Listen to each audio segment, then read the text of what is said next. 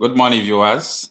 Welcome to our midnight and live broadcast where we talk about the state of our nation.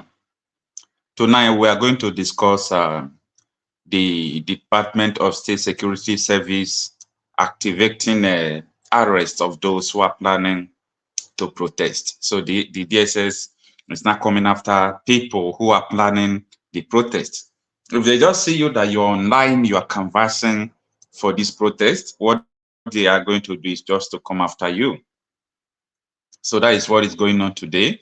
And so far, they have succeeded in arresting 2 people from Kanu State, of which one of them have been released through the help of Sowore and his legal team.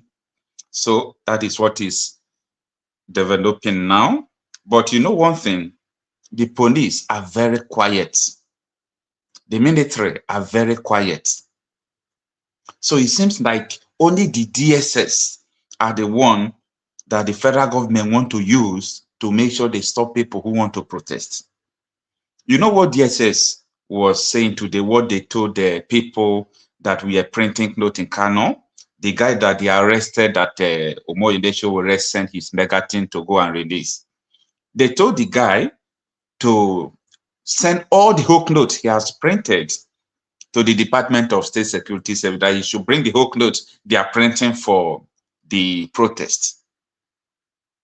So Sowore and his legal team resisted that. They asked the DSS, if you want clothes for protest, come and buy. If you want to protest, you want clothes, come and buy clothes. So DSS, I don't really know what they are trying to do, because as far as I'm concerned right now, the protest is on the top gear. And before I forget, this is for the information of the general public. On Thursday, being the 25th of July, 25th of this month, that is this week, Thursday, we'll be having a national meeting, nationwide meeting. So the host is Shara reporters. So everyone who is protesting, even though we are 1 million, let's be on Twitter on Thursday by 7:30 p.m. The time and the date will also be communicated in newspapers. So Shara reporters will be hosting it. Everybody is expected to be there. So that is apart. Now, Nigeria military, if it is before they will release statement about the protest. Before, Nigerian police will have released a statement, repeatedly trying to tell people not to come out for protest, but all of them are quiet now. But only the DSS are trying to clamp down those who are protesting. If they see that you are protesting, they will try to message you, invite you. But you know what? They are making the worst mistake. The mistake have just started.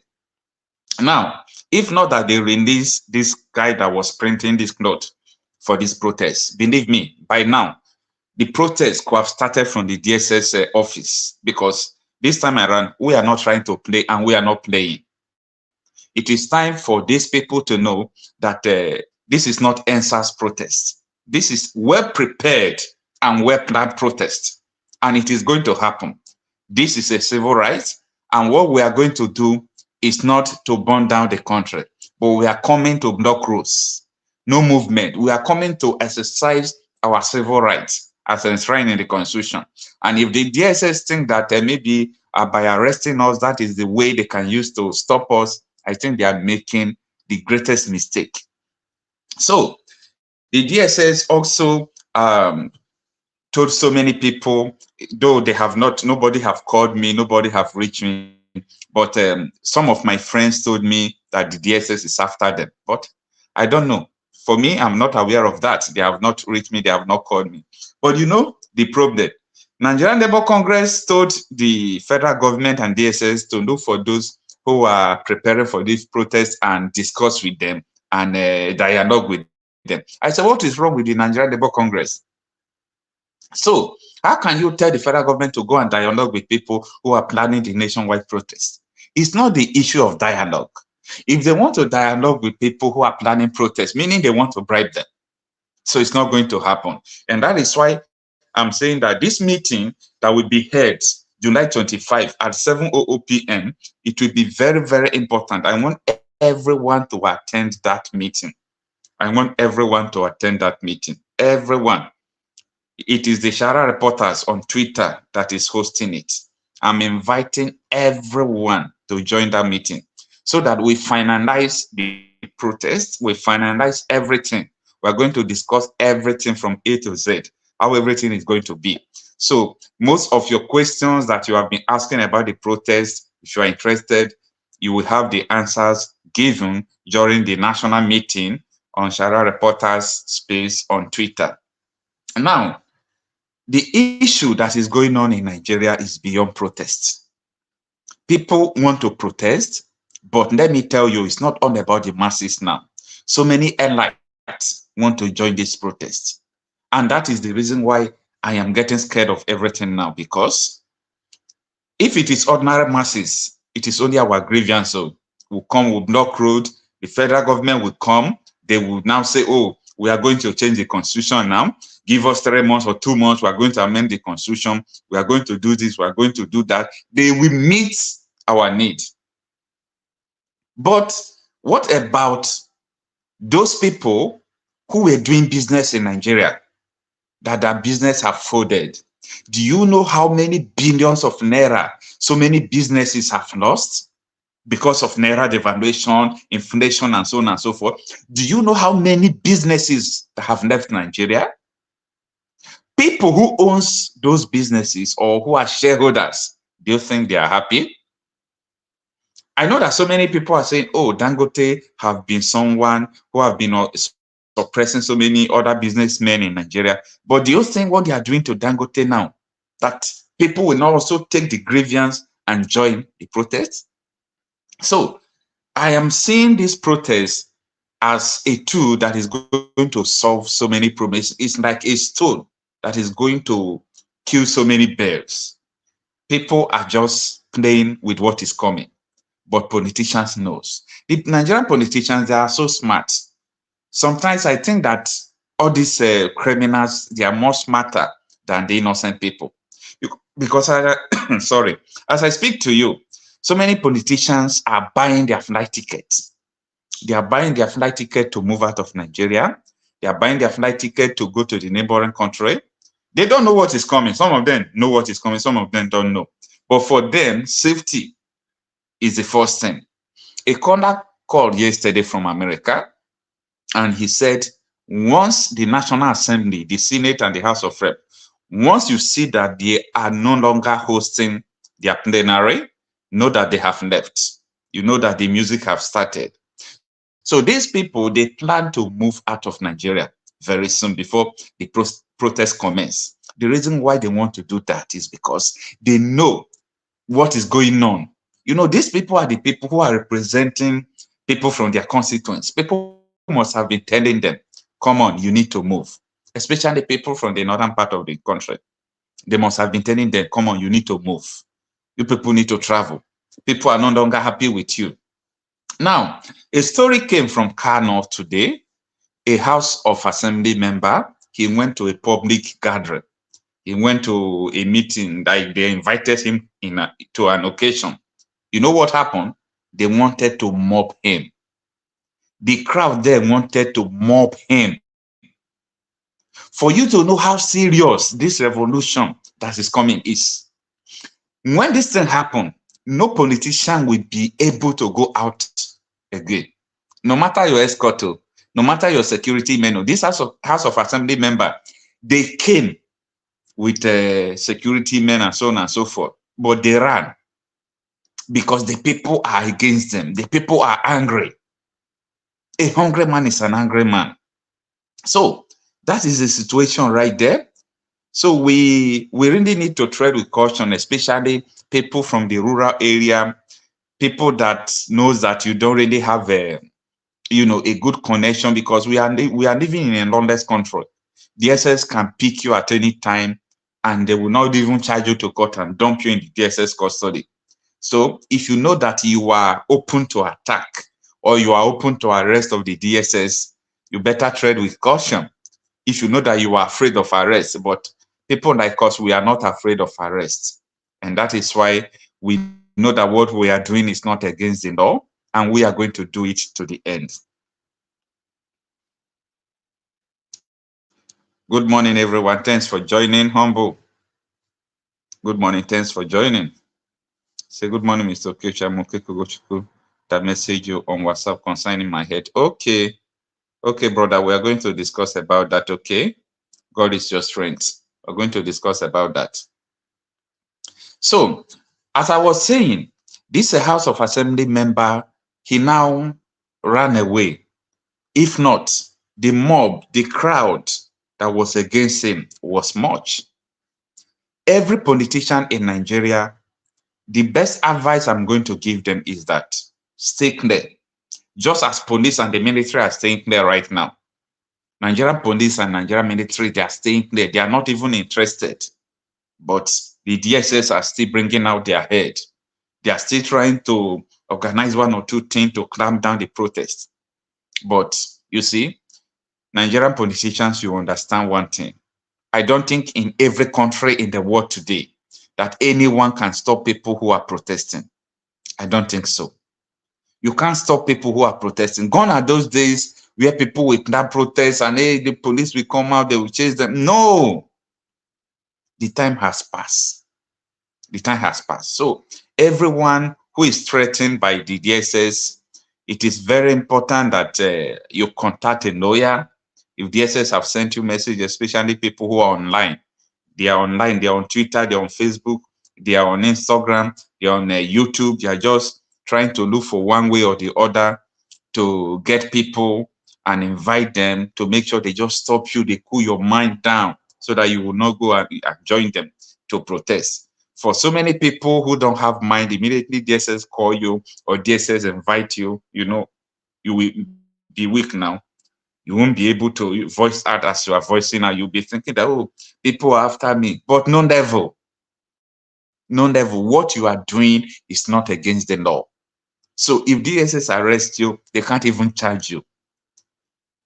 Charge you for preparing for protest. You know, the lawyer is going to dismiss it, even though we don't still believe in our judiciary. So what I'm saying is that it is time. It is time for us to arise. It is time for Nigeria to arise. We have been bearing this for too long. When I was very small, that was about 12 to 14 years, that time, I've not started voting. I'm not eligible to vote, but I used to follow my parents and my siblings to go and vote. When I was small, I started seeing how then PDP, how PDP used to rig election. How they used to rig election. Early 2003 and then they started rigging the election in our present. You will see they will voice so many votes in our present. I knew that we have a problem ahead. Right from that time, I know that this is a big problem, that we are coming in the future to deal with monsters. And that is what we are facing today. They will, in the presence of everybody, they will be voting vote. If the opposition party will come out and even tell them, why are you doing that? They will beat the hair out of you. That is the monster they have created. And they pass it to APC. APC multiply it, and APC give it back to the public. And everybody is now crying. Both the rich, both the poor, everybody, we are all suffering.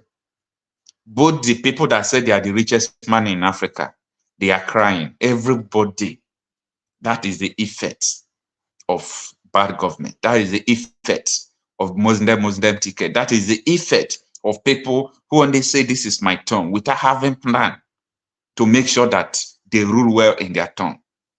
It is so bad. Everybody in Nigeria, there is no, even people who are in APC. Let me tell you, in Bauchi State, the organizer of this protest is from APC. It's an APC member, APC card carrying member. He's the one. In Castina, I don't really know what is going to happen in this northern part of the country. Because as far as I'm concerned, there is a video circulating this evening that in Castina, they have started rolling out some trees from the forest, big, wood from the forest. What are they going to use it for? To block roads. The protests have not started, but they have already started, bringing out wood from the forest for them to block the road.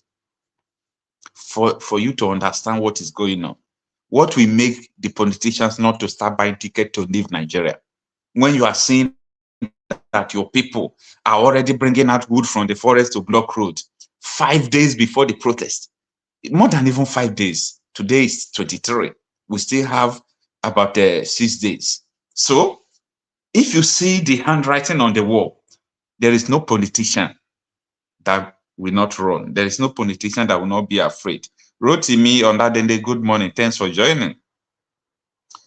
Humble says, any Nigerian that is afraid of arrest is not serious for a change. Protest is our right. Of course, protest is our right, but if you know how lawless DSS and all these, law enforcement agents are, and also the judiciary, Nigeria is somehow now. If you don't have connection, if you don't have money, you must be afraid because you don't know what will happen if you don't have people that you are supposed to call. So if something is happening, you have someone you are going to call that will respond quickly. Yes, you will not have fear. If you have money, you will not have fear, because I realize that it is poverty that makes a lot of people to be afraid.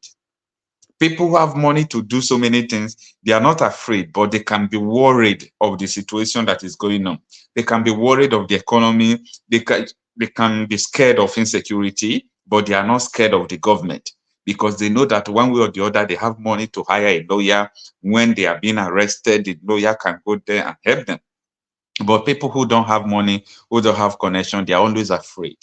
And that is why these politicians, they use poverty to weaponize the masses, to make sure that when they just pass small palliative, you see, when they are preparing for protest, they are pushing palliative to people.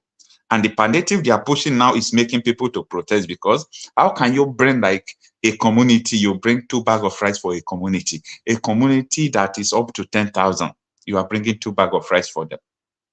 This is so pathetic. This is the situation. This is what we're going on, what is going on in Nigeria.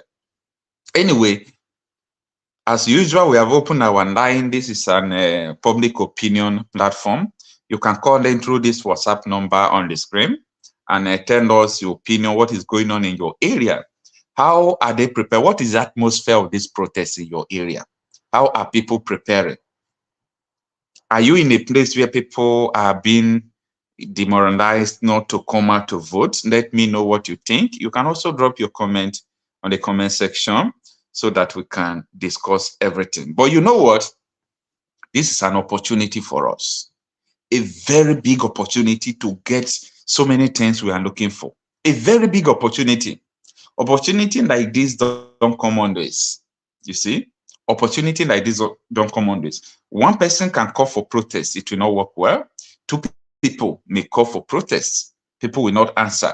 Even 100 people may call for protests. People will not answer. But when everyone is speaking in one voice, when everyone begin to speak in one voice, you know that something is about to happen. And that is the situation we are right now. And there is no going back about it. Then, for some persons who said that they are not going to protest, nobody's blaming you. You have your own reason. Because the DSS, all these security agencies, even though they have promised not to come against people who are protesting, they can be funny sometimes. So those who said they are not going to protest, nobody is against you. But the most important thing is that don't discourage people who want to protest, because the situation we are facing right now is so pathetic. If we do not protest, tell me, how are you going to endure this pain before the end of Tinubu's administration? How are you going to endure it? Benjamin and Eto, good morning. Thanks for joining. So I will never be the first and I will never be the last. We are the ones who claim to be Nigeria. The Northern has what it takes to put Nigeria on the map. Yeah, in the context of this coming protest, the Northerners are the ones who are fronting it, and they are doing a great job about that. For now, I don't care to know whether during Buhari they did not protest, whether during Buhari, whether they were quiet. What if you want to be sincere? I think we agree with me that what is going on right now did not happen during the time of Buhari. What is going on right now never happened during the time of Buhari. When Buhari started his first tenure, Buhari was doing a little bit well. They were saying Buhari's effect. he was still arresting like what Tinubu was doing. But Buhari did not remove fuel subsidy. Inflation did not just come once, but the suffering came simultaneously. The suffering came gradually during Buhari. But during Tinubu administration, the problem is that people just wake up and they meet suffering. We woke up to see suffering. That was 2023. Immediately he said subsidy is gone. Everything started skyrocketing. That is different between the previous administration and this current administration. So I believe that it is time. We must do this. We must do this. Because if we do not do this, I don't really know how people will survive. Look at the school fees of the universities. Some state universities are paying as high as 400 to 500,000 for some courses, like medicine and surgery. So you mean poor man's children can't even go to school to study medicine? Because your father is poor now. Maybe you are very intelligent, you have the cut-off mark, you gain admission. How can your father pay up to 500,000 for your school fees? Your father that is receiving 70,000 minimum wage, and one bag of rice is above the minimum wage. The feeding is there, the house rent is there, the healthcare is there, inside the same money. So this is a very good time for us to register our grievances, for us to let people know that, come on, this time around, it is this or never. And if we are unable to do this now, I know that time can also come in the future for us to do it, but it is going to take time. It is going to take time. Look at what happened during the election. Who is happy about the 2023 general election? The time to change that is now.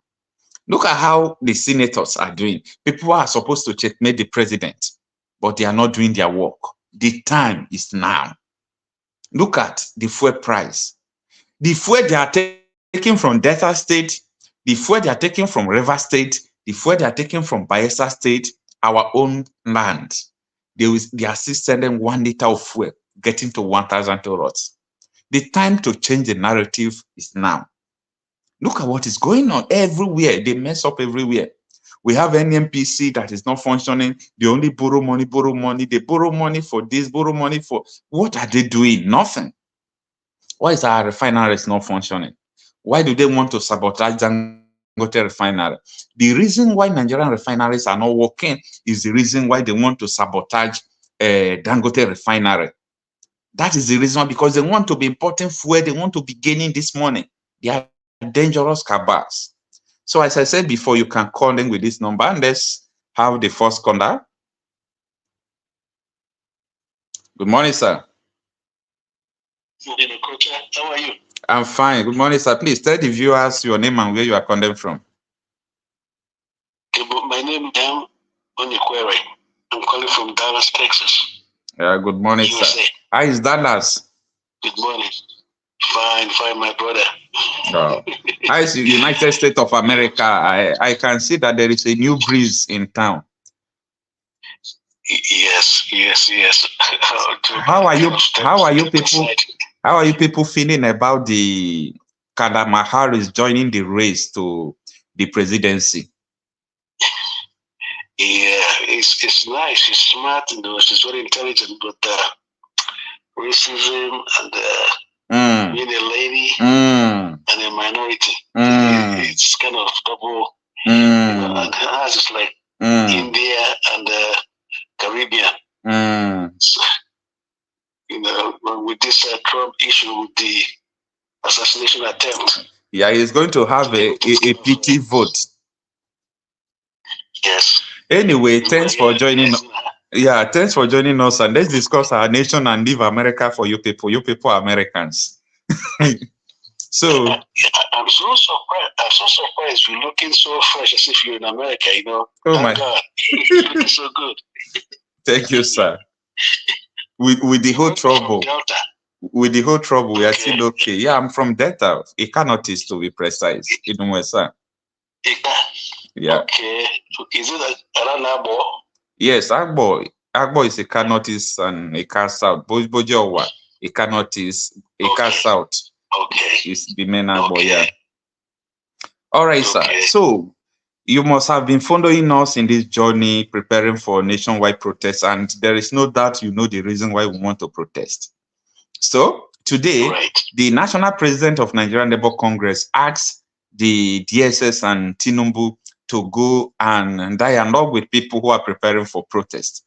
People saw that like a very foul statement, because as far as we are concerned, there is no going back about this national protest. And DSS have activated what they normally do. You know, they started arresting people who are preparing for this protest. They arrested 2 in Kanu who are printing notes, but they have released them as well. So that is what we are discussing. What do you think about this? Okay, and then the protest is in line, you know, it's great. What you have to understand, you guys are the younger ones, you know, our set are the ones that messed up things for you guys. You know, when we were young, like you guys, we had the best of Nigeria. We enjoyed Nigeria very well.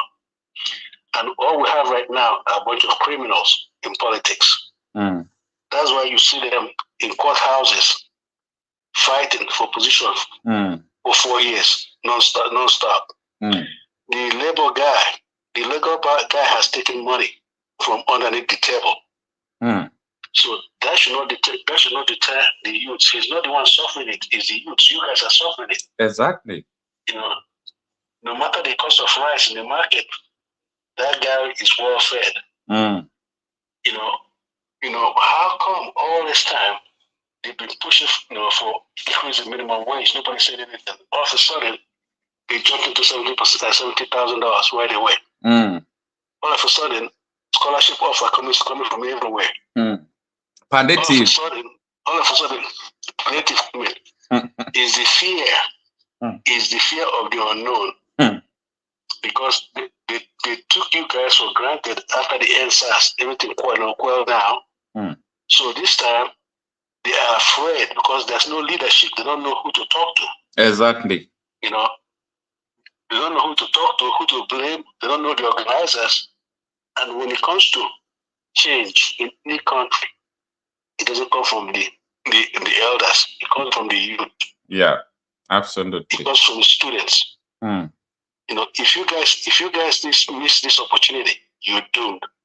You are completely doomed. Because that's $70,000 they're going to pay for a month. 70,000 naira. 70,000 naira. Yes. So that's what those guys, when they come to America, they come to UK, that's what they pay for one breakfast.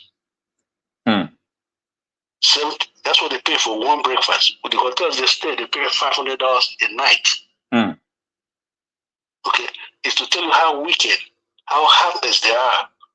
70,000 naira is only $45. That's what people pay here for a haircut, to go and cut your hair one time. Then how do you sit down and give a man with a family, with children in school and everything, $45? I mean, it's sickening to hear. You know, it's shameful. Very, very pathetically shameful to hear. If the youth want to survive, they should carry out the protest. You know, look at what is going on in Kenya. Just an increase in tax alone. They set everywhere on fire. See, Nigeria has this problem, the problem of relying on their pastors and their imams. Whatever they tell them, so they give them that word. There's God is there. You see, God there cannot put food on your table. That is right. Bible, you can read Bible 24/7. There's not going to be one leg of a chicken on your table after reading the Bible. You know, so the youths should not back down. You back down, you're going to suffer it. And when you have a massive, it is shameful to have over 200 million people being tied down by a few. By few people. Around the world. You know, it's shameful. You know, so what they do now, they've left everything up to mostly the Southerners to take care of the situation. That's why you see all the Southerners all over the world in diaspora. working 2-3 jobs, sending money home to support their family. It's stressful. You know, not they want to come home, but they make it difficult for them to come home. Yeah. You see, they want to come home. They're tired. They work for many years. There are people 70, 80, 90 years old here want to come home, but they can't. And that's what those criminal politicians love. They love that. Look at the senior president right now. To tell you how stupid they are, you hardly see him in his Akwa Ibom outfit. He wears clothes from Idoma or from the north. And how some. You see, no, they don't care. Okay, you want to give somebody 70,000 naira a month, but you bought yourself an SUV bulletproof car for $160,000. You know, you said because the roads are bad. So why don't you fix the road? That is a problem, and they don't know that it is their own problem. It's a problem. I mean, no matter how bad the road, you know, how much car you buy, you go and buy a Ferrari, Lamborghini, Rolls on bad road, enjoy it. They want Nigeria. They don't patronize Nigeria. They want to patronize. You know, also now they need to put in border 100 for what? 150 something they say to come in for goods to come in free rice. How can you sit in a country where the GDP is, you know, assessed by the bags of rice you have? What kind of economy is that? It's so pathetic. When somebody eats rice, yeah, it is. How can you use rice to say that the economy is improved because they ate rice? Isn't that funny? It's funny. You know, it's funny. I mean, you know, you use rice to judge how good the economy is doing because somebody ate rice in the morning at night and one chicken. You take the economy. Nigeria has money. Look at this coastal highway from Lagos to Calabar. What's the point for that now? Those things are done in an economy where everything is having. Things are doing very well. And especially, they abandoned the roads inside the country and they started doing coastal ways. That's not what they're supposed to do. They're supposed to do the ones that are, you know, are beneficial to the public. Yeah. You know, build the roads. Try and see if you can make your railway the way it used to be. I mean, when we were growing up, we take a train from Kaduna all the way to Enugu. We enjoyed it. You know, you sit down. We want to build a coastal highway along the sea. Those things are very hard. They are very difficult to maintain because of climate change. You know, those things are difficult. You cannot maintain the inland roads. How do you maintain the one coastal that you don't have control over? The water overflow. I mean, you're going to dredge. Yeah. You know, then what's the connection between that coastal highway going to Calabar? Has to do with Okigwe. Has to do with Asaba. I mean, totally off. You know, just like I don't know what they raise. I don't know if they drink alcohol before they draw their program. Or it's an act of embezzling money. Maybe it's an act of embezzling money. That's now you understand what I'm saying. That's avenue to siphon money from the government coffers. That's what it is. Yeah. Because sorry to cut you short. A high-ranking politician told me this. He said, I was asking, why do you people like abandoning some projects and you start the new one? He says, because those projects, people awarded it, people have eaten the money. So they have to award new one for them to benefit. So Oh yes. Look at the plan I mentioned to me Drew about the railway network. Not a single list was laid down in the south. It just goes one from Daura to Niger to bring some. And now Nigeria don't have any connection with Niger again. No, yes. You see, what Nigerians do, the politicians, they look for avenues to siphon money. Anything they can do, call it project. You know, anything they can do, they call it project. Because that's the only way That's the only way they can get money. Without new projects, you're not going to see new money. You see, that thing they're doing, I bet you, mark my word, in the next few months, it will be within the Lagos. It won't go any further. It won't reach Calabar. Yeah, I know about that. There are so many roads. There are so many roads they are tying inside the Lagos. Many roads they are tying inside the Lagos. They are not finished it getting to 7 years. So is it coastal highway they are going to finish within 4 years? I mean, it took them over 50 years to do River Niger.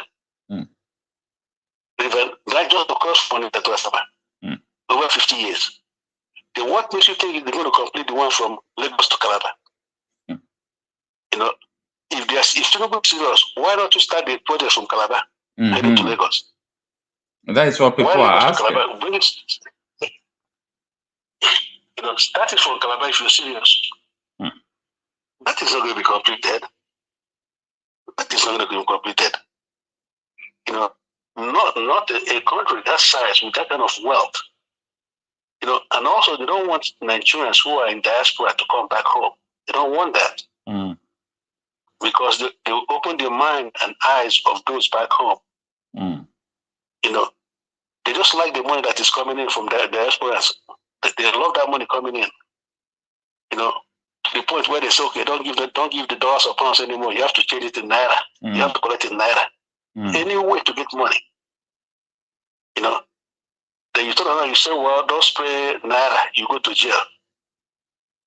Well, I mean, knowing that it has been, you know, even though it's not a good thing, but, you know, that's what people do everywhere. Who are you going to arrest? Who are you going to arrest the rich ones? I made a video about that. I was saying that, you know, this spraying of naira is like a Nigerian culture.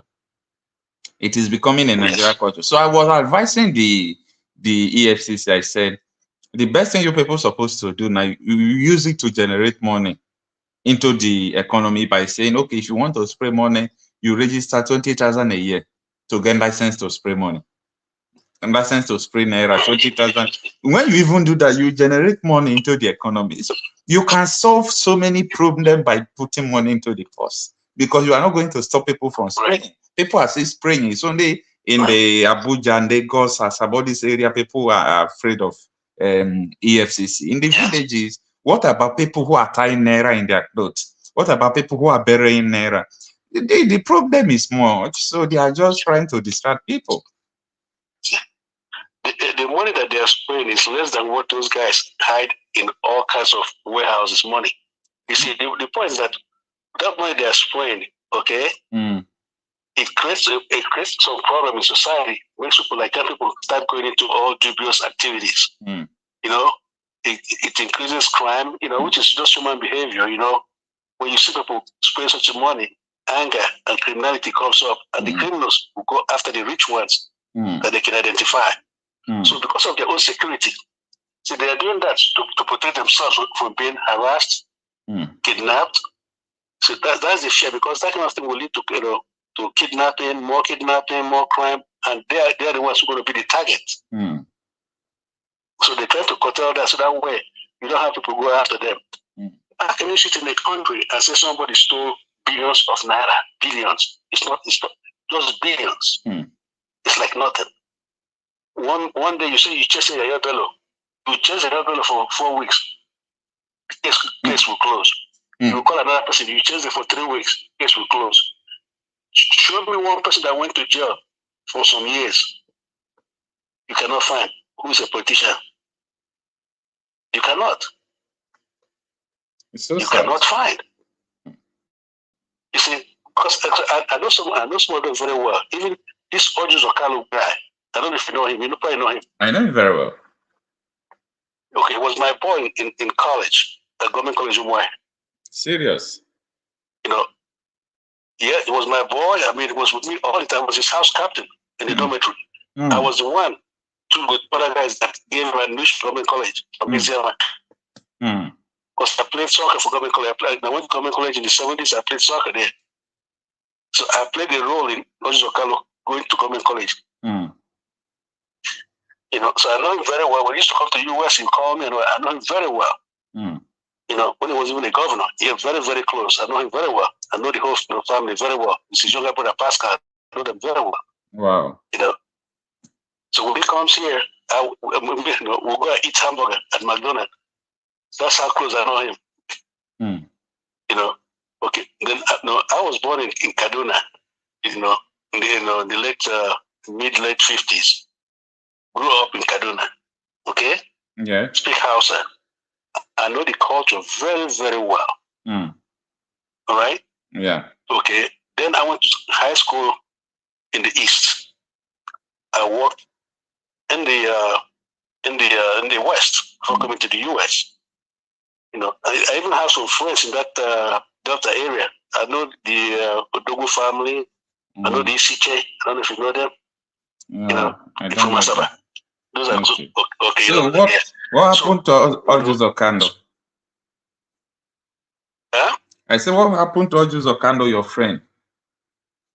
No, he's still there. I knew when he was as young as 16 years old. When he was 16, I mean, he was a student in class 2. No. You know, so I know him very, very, very now, well. The question I want to ask, why is this that people who started politics and governance or leadership since 30 years ago, 20 years ago, is it that they are unable to gather experience to bring transformation after so many years of being in politics?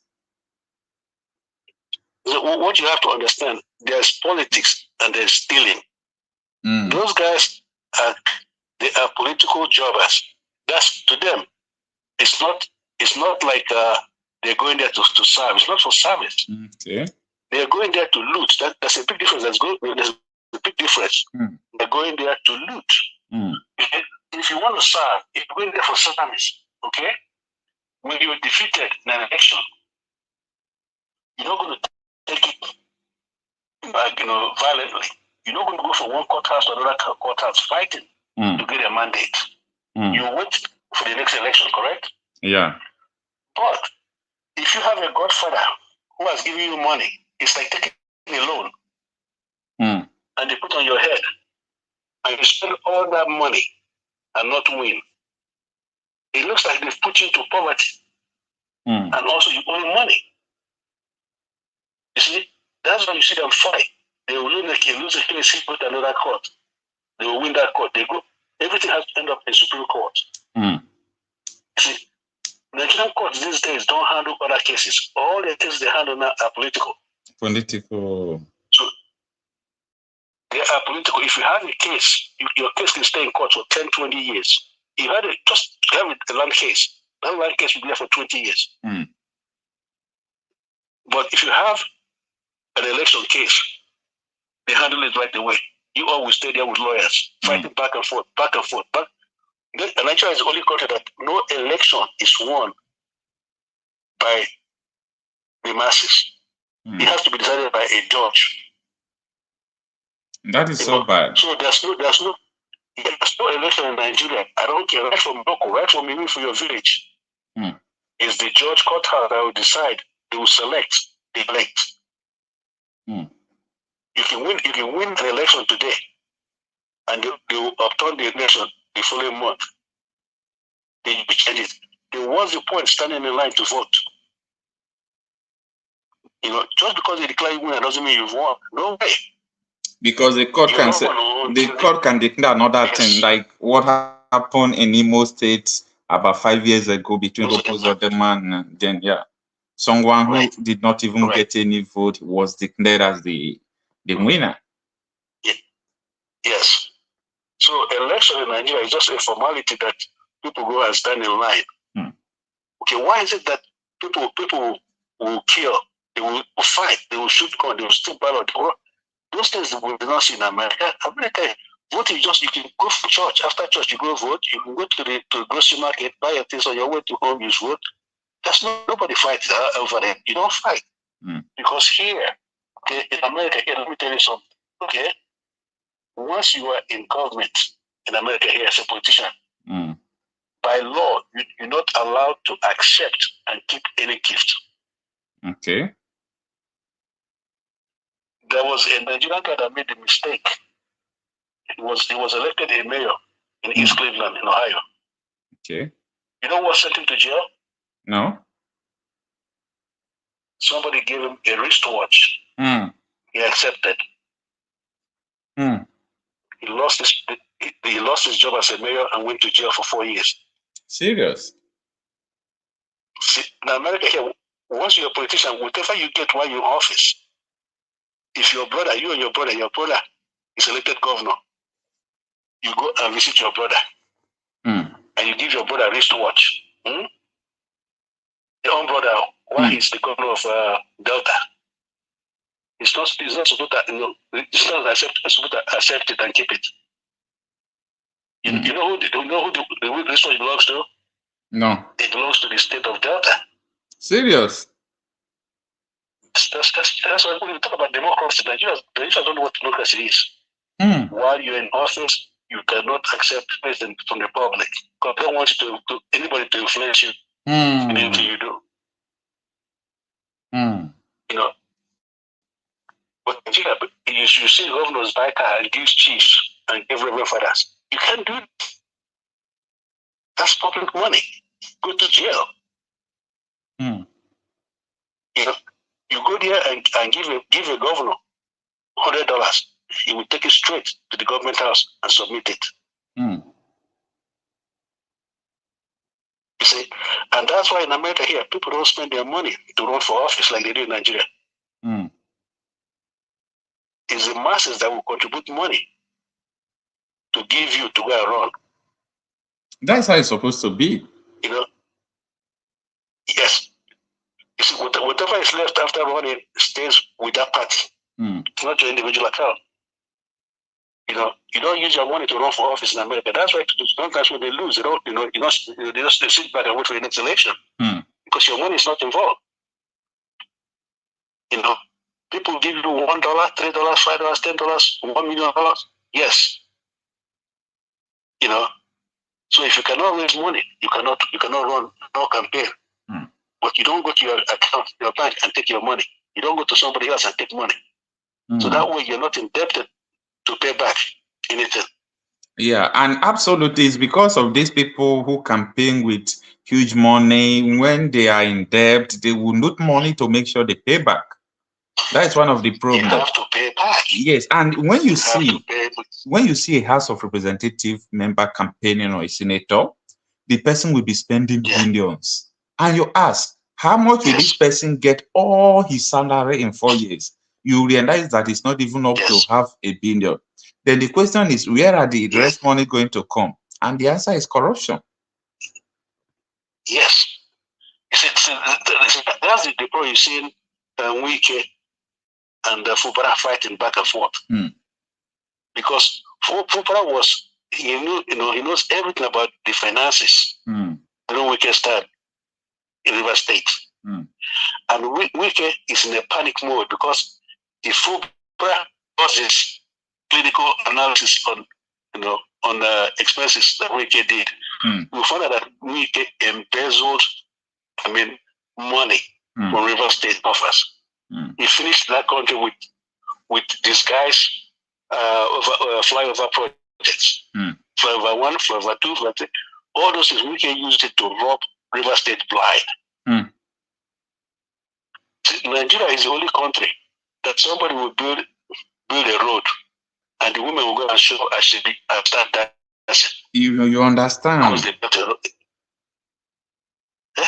That is something that is taxpayers' money. Is you didn't do them any favor. They gave you the money to do it. You didn't do them any favor. Now, another question I want to ask you, sir. Another question I want to ask you. Why do all these law enforcement agencies, especially the DSS, why do they find it difficult to understand what is going on and pull back from all these their illegal activities or trying to threaten people who want to protest? Because as far as I'm concerned, you see these protests, the military, the police, the soldier and the police, they are not interested. They are not even putting mouth at all. But the DSS, they are still bringing out their head, threatening people. Is it that they don't understand the pain of the people or what? No, okay, they don't understand. Okay, there are so many things I'm glad you asked me that question. So many things involved. One, their level of education is a setback. 2, they are training. They are training to obey the last order. It's a setback. 3, they have no other job to fall back to or career. To fall back to. Okay, to them they feel that's job security. Okay. Then another thing too, ask yourself, how come you see a full-fledged officer going to party and carrying madam's purse for her and bringing food for her and very comfortable? You know, they ask yourself, why is it that police is very willing to go man a checkpoint or to go to a party where they're having a function, wedding function? He prefers to go there than to go on a criminal duty to arrest criminals. They rather go to where they're having party, wedding, ceremony, because there they will keep their gun to the side, eat and drink. Do you know how? To them, it's a big benefit. It's a big benefit. So that way they are brainwashed. To them, they know, even though they are suffering, the pay they are giving them is not much. But the kind of money they are getting behind underneath the table to subsidize their salary. Some of them don't because they want to protect anybody. No. Wow. Nobody collects bribe like those agencies. That is so pathetic. Look at EFCC. EFCC has been there for so long. All the things that they confiscate, they seize, they collect, is any data to show what they do with it? They don't show anything to the masses. Say, look, we've collected these billions of money. Look, this is where it is, and this is what it's going to be used for. You don't see that report. All you don't see them harassment, the video coverage, and all this stupid mainstream media will cover it half and half, and it becomes a different topic. And they do everything possible to breaking news, just about every other day, to cover the old one. So it's the youth, the unemployed. Those are the ones that will carry out if you don't carry out a protest, you will not see any change. Look at what happened in France. Look at what happened. Egypt? If the youth and those who suffer don't carry out this protest, they are the ones to suffer. So that's the only way you teach them a lesson. Because if you look at Tinubu now, he's in a panic mode. All the politicians now are in panic mode. The moment this thing kicks up, they will all give themselves sit at home. They won't go to work. And most of them have even bought ticket to flee. They want to flee the country. Yes. Because now they've realized that people are waking up. How can you sit down? You're a politician in Senate. You award yourself wardrobe allowance, and you say you do democracy. All those allowances you give yourself. In America here, they don't give them those things. It's all right, sir.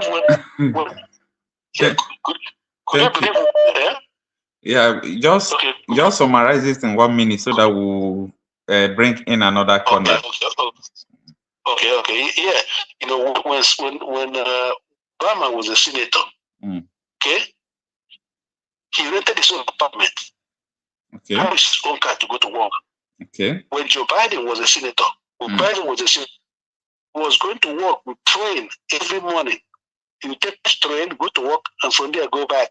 And most American politicians here, they do it as part-time. It's not a full-time job. It's not a full-time job. I have a friend who's a mayor. Okay, he does his mayor part-time. You know the other job he does? No. Full-time? No.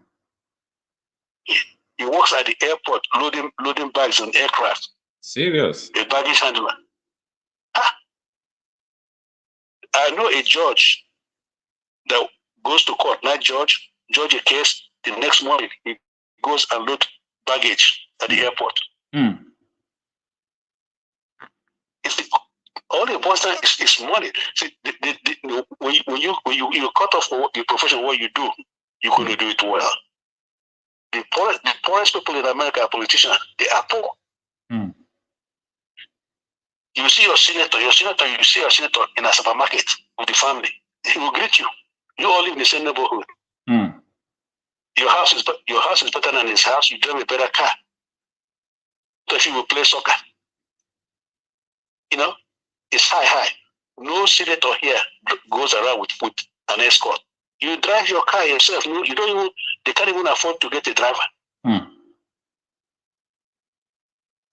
No governor travels with a siren in America.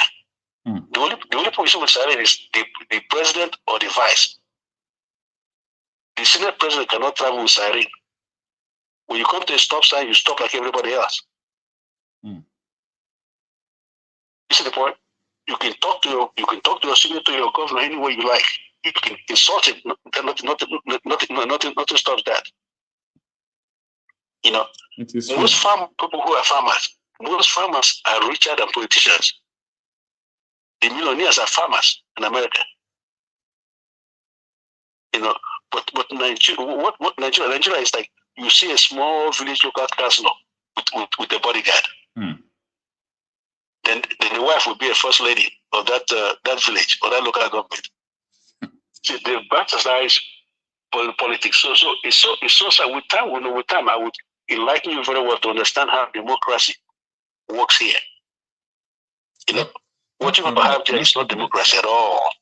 Thank you so much, sir. You know, so anytime you have any question, you have any doubt, you want to know, you want to compare what is going on in Nigeria or here in America, I lived there for 5 years. I will tell you. All right. Thank you so much. You know, so your friends trying to do that protest, you all should encourage them because that's the only way you see change. All right, sir. That is the only way. If you guys make the mistake, now I'm back. You finish 20. You are finished. This is the last opportunity. The fire is on, heat is on, and that's what all need. You all need for you all to get any positive change. Thank you so much, sir. That's the only way.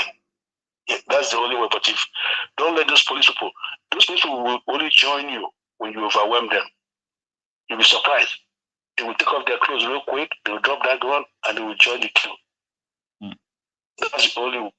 What about when they arrested? Those arrests is it's not when the root show comes up. I mean, nobody will tell them. You see that they will join in front. It's all right, sir. So that's the way. Yeah. So right. Arrest is just to scare you guys. So if you all can kind of mobilize yourself very well, you will see that 70,000 might end up being 250,000 a month. All right. Sir. Those guys they finished yoga, they finished ice. They don't care. Their children are overseas. They don't care about you. You know, they don't treat themselves in Nigeria. They all take treatment abroad. They cannot come to America and spend $45 for anything. That's no money. That's the money they use here. If they're looking for a haircut. It's all right, sir. Have a nice day, sir. I really appreciate your time and contribution, sir. Okay. All right, sir. Okay, I will keep in touch from time to time. Your program is around this time, right? Yeah. Okay.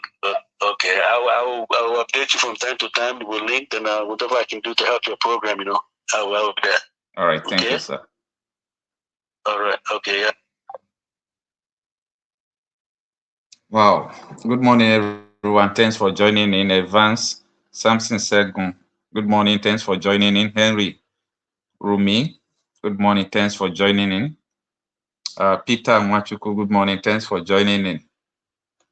You said, Marcel, are you giving these politicians idea how to escape? Giving them idea how to escape? How can you give a criminal an idea how to escape? They are the one that will even teach us how to escape. You know, these people, this is not, some of them have been in politics for getting to 30 years, 20 years. I'm not the one giving them clue on how to escape. But you see, there is an intelligence that have shown that these people have already booked their flight for them to move. Majorly, they are moving to the United Kingdom, and also they are moving to France. So these are the two major areas they are moving to. Let's have another call. Okay, Henry Rooney. Okay. Good morning, sir. Good morning, sir. Hello? Yeah. Yeah, my brother, how you doing? I'm fine, sir. Please tell the viewers your name and where you are calling from. This is Ben, calling from US. All right, sir. Are you just joining us or you have been with us? Well, I'm at work. I'm just joining now. Okay. I got a couple minutes. Okay. You must have seen the title of the issue today. One of the people that the DSS arrested, one of the people in Kanu State that was printing the note for this end bad governance protest. They arrested him, but he has been released because he violated no law. He did not breach any law. It's not a crime that someone is preparing for protest. So they arrested him, they released him. But you know what the DSS requested? DSS said that he should bring the clothes that he's printing.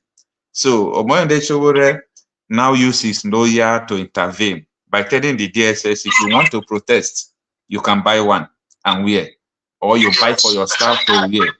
Not telling someone who is printing clothes for protest and sending it to bring it because of what? Because the guy has not committed any crime. So the police are quiet. The police are not interested. The military are quiet. The soldiers, they are not interested. So the problem, the issue we are having right now is only the DSS. So how do you think we can handle this case? However, we are having a national meeting. Let me also use this opportunity to tell viewers. We're having a national meeting on Shara Reporters Space on Twitter on Thursday around 7 o'clock Nigerian time in the evening. So that is where we are going to finalize everything about the protest. But however, how do you think that we can handle this harassment from the DSS? My brother, it's very simple. You understand? What the DSS is doing right now is just to try their last luck. You understand? As a matter of fact, it's not only the DSS, the corrupt politicians. What they are doing now is to try their last luck to see if there will be a way to put fear in the people's mind. You understand? You have to realize they know the gravity of what is coming. You understand? They know that, look, they have made people angry and hungry for a long time. They say, Bob Marley said, a hungry man is an angry man. All right? And it's time the Nigerians, they want to show how hungry they are, not just angry. All right? So the DSS will try. They will do the other military man calls say they will do kind of show of force, try to put fear in people's mind. But I use this opportunity to tell our youths and our brothers and sisters in different parts of the world is they cannot intimidate you. How many are they? Always have that in mind. The only reason why these people have been succeeding to intimidate us is the fact that we have been divided for a long time. This is the only opportunity. This is the only thing that have united the entire Nigeria. As a matter of fact, let me tell you one thing. This is the only thing that have united the entire Africa. Don't you know? Do you know how many Africans that are watching? Do you know how many countries that are watching and looking at Nigeria? That this might be the only opportunity to bring that change. And if Nigeria changes, it will impact in the rest of African world. You understand? The reason why Africans they are going through a whole lot is because Nigeria is still where they are. The level of corruption, the level of terrorism in Nigeria, you understand? So I want to tell every Nigerian, every youth, mama, papa, pikin, don't be scared. They will intimidate you, they will shout. But how many people would they intimidate? That is the question. If they want to kill, how many people would they kill? Any of my brother, automatically you have given me rights to bear arms and defend myself. If you kill any of my brother or sister, relative, friends, and when we are talking about brother, sister, relative, friends, we are talking about the entire Nigerians, the ones who is fighting for justice. Automatically, you have given each and every one the right to defend themselves in different ways. And that is why we are doing this broadcast, so that people will understand, so that the DSS, the police, the military will understand the implication of killing an innocent person. When you kill any innocent person that is fighting for their rights, automatically you have put them in a way where they have to defend themselves by all costs, because you have to live. Yeah. You understand? They are fighting for you. They are fighting for the police. They are fighting for the military. They are fighting for your unborn children, even you as a DSS man. The reason why you are committing those crimes is because your boss is highly corrupt. Yeah. So think about it. You as a DSS man, sit down and ask yourself, is your life where you're supposed to? Must you survive under crime? Other people that survive if you travel overseas, people do legal job, people go to work and still live a better life, live way better than these stupid politicians that we have in Nigeria. That is I don't have to survive under crime. I'm sorry? That is right. You understand? I don't have to survive by killing innocent person. Or extorting money from the road. Extorting money from the road. That means you're in abject poverty. For you to survive through that means your life is useless. You don't have a life anymore. They have made you useless. Yeah, the reason why, according to what you are just saying now, the reason why crimes are increasing in our society is not because of criminals, but also some security agencies, not some, almost all the whole security agencies, no one can feed their family with the salary they are earning. No one. Yes. Both police, soldier, DSS, they can't feed their family with the salary they are earning. So how do you want the society to be crime free? And the reason why we are conversing, because when we have a very standard country, all right, the welfare of the military will be well taken care of. Because these are, in the real sense, right, we are not supposed to be seen, you know, it's a letdown to see our military on the streets, taking money. It's so these bad. Are military that's supposed to stay in the office, have a beautiful barrack where they can do training. And after barrack, they go outside, they live a normal life. Do you know how many militaries that I have as friends in America? I have Marines, U.S. Marine, Air Force, Navy, all of them outside of barrack. When you see them outside, these people have good life. They have mansions, they live a good life. All their children go to very good schools. I'm talking about normal military, not politicians. But Nigerian military, Nigerian DSS, Nigerian police, when will you guys learn to even join this protest? Today, I challenge every DSS, I challenge every army man, I challenge every policeman to join this protest and see if your life will never turn around. And if you refuse to join this protest, all right, that we are conversing for your own betterment. You understand? You and your generation will never see good again. Because this is for you. This protest is a protest that will transform you, the life of your children. Unborn children. That's right. If our country is good, we will never travel out. We'll stay in our country, and other people will pay a lot to become citizens of our country. We have criminals ruling us. We have criminals, say they are our senators, our governors, and our presidents. And you are not ashamed you want to go out because one nonsense man is in office giving you order. Can't you give them an order? In a very good, okay, let me remind our military. Remember during Trump, when they had that what's it called in America, the protest. Yeah. They gave order for the Coast Guard. They deployed Coast Guard. Instead of fighting the people, the head of the Coast Guard knelt down on the floor, was begging them.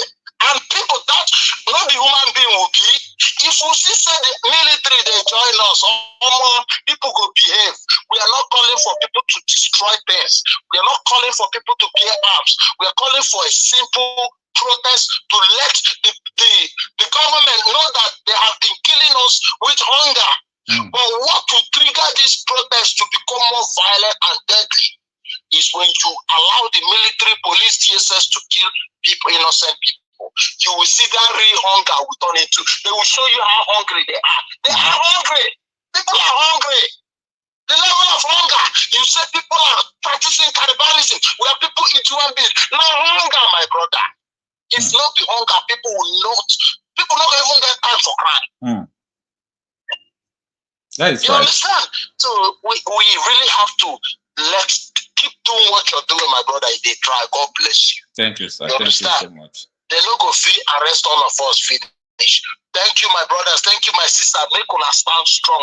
This is the only opportunity you have. If we ever miss this opportunity, Nigeria will never be better again. See what Nnamdi Kanu said. Nigeria will be worse than South Sudan. And another thing, please, let me add to this. All right? Okay.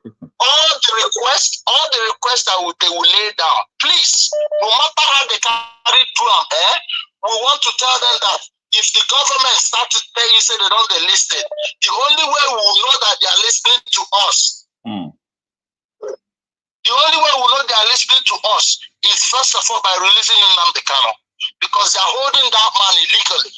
And the concept of this is to end bad governance, to end bad arrest. Where you arrest people, innocent people for no reason, put them without trial for sale. So we have to tackle every corner of the injustice going on in Nigeria. Thank you so much and have a blessed day. Thank you so much, sir. And let's have another corner. Thanks for your time. That was a very good narrative.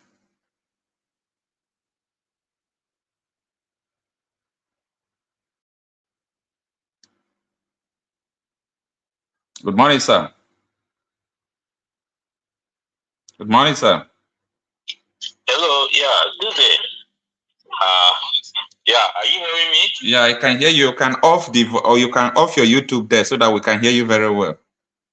Okay, what I simply did, I walked away from where my YouTube was. Is that okay? That's right. I don't think Yeah. Okay, I'm calling from United States. Thank you so much for joining us, sir. What is your name, sir? My name is, let me answer Prof. Data O. Okay. Make I answer that name. I'm sure Data Prof. O, if you look in your comments, I sent a comment to Richard. I saw it. Yeah. So that's it. So even though I didn't start from the beginning, but one thing is very clear. You see, what's going on in that country, Nigeria, pains me. Even though I align with your concept, because I remember from your concept, you mentioned, thank God Simon Ekpa and so on. But one thing is clear. I believe in one thing: the Nigerians are suffering. And that is just too bad. It's undisputed fact. My dear, it is horrifying. I just don't know what's going on in that place. But you see, now the protest is trying to, there's move to enact this protest. Our advice, all the youths in that land, Nigeria, to make sure they participate, put their own quota in this protest, because one thing is clear: if one knows he can't go out, let him find a way to support. You understand? Because you see, Kenya did something and they had their way. They should be aware these politicians. You know what they are saying? They say that. I didn't know. Yeah, they said that Kenya is not Nigeria, that Kenya is small, that Nigerians should not think of what Kenyans are doing and embark on protest. They were just saying, though it's a defense mechanism, they have to say something. You understand? Yeah, they should say, but I'm pitying those individuals. I've been to Kenya. I was in Kenya in the year 2013. I left Kenya some days. I saw that place that was bombed up. Kenya is an organized country. it's similar to Nigeria, and for them to do such a thing, why can't we can do better? The Nigerian youth can do better. But the only thing, one thing I keep telling people, one of the biggest problems in Nigeria is that a lot of people get fed Jacob's pottage. You know Jacob's pottage? What Jacob ate by Esau and sold his birthright, that is one of the biggest problems. Or you should realize they should not allow them to be fed bribe or whatever they call it, palliative. No. This is time to come out. We have politicians, they will get money, they won't build road. We have politicians, you see, when the callers talked about allowances, they have all these allowances, nothing for the poor population. See, before I came to this part of the world, I can tell you a bit. I worked in the university setting. I know what, I tell people when lecturers are going on strike, I wasn't a lecturer, I was a technologist, but I know their pains. Because then, as a technologist, it was from a little salary. You used to do research. In short, that Kenya I went to, I sponsored myself to go. There was money the federal government gives to help those of us going. I remember very well when we were doing meeting, people were telling me I should leave the meeting. I know, as I wasn't a lecturer, but I was a technologist. I told them, no, I have to be there. And I remember when the man in charge of the committee, he told me, he called me and told me, that's how I won't be. He made it clear I won't be sponsored. And then everything favors me to be sponsored because I was the only person from my department, only person from my faculty. But I paid my money and went to that Kenya. You see, this is how this corruption goes on and on and on. This thing has to stop. It is just too bad.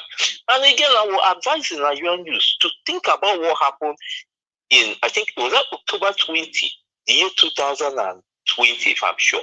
The day people were shot at the Lekki toll gate. And it pains me, the same Nigerians went and voted. As far as I'm concerned, you see that Bola Tinubu part of an individual. He was the person in charge of that bloody massacre. And they made that mistake and went and voted. I don't know what was wrong with the Nigerian youth. Sometimes they don't refer to history. They should sit down and think they did not vote for him? I know people voted for him, but not majority. That is true.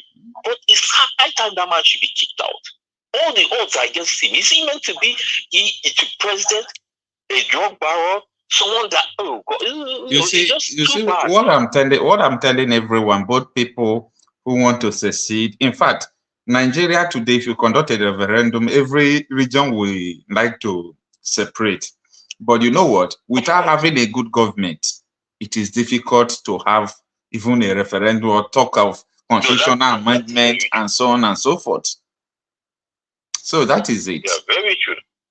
No, very, very true. And I like what the last caller said. Nnamdi Kanu should release. I have told people, you see that country. No, that is a priority. It's a priority in this protest. It's a priority. They should just release him and compensate and console him heavily. Outside that, nothing. And the country, I tell people, Nigeria has a lot of odds working against them. A country, the president died, they said he didn't die. A country that, if you see, all these things attract causes. You kill innocent people.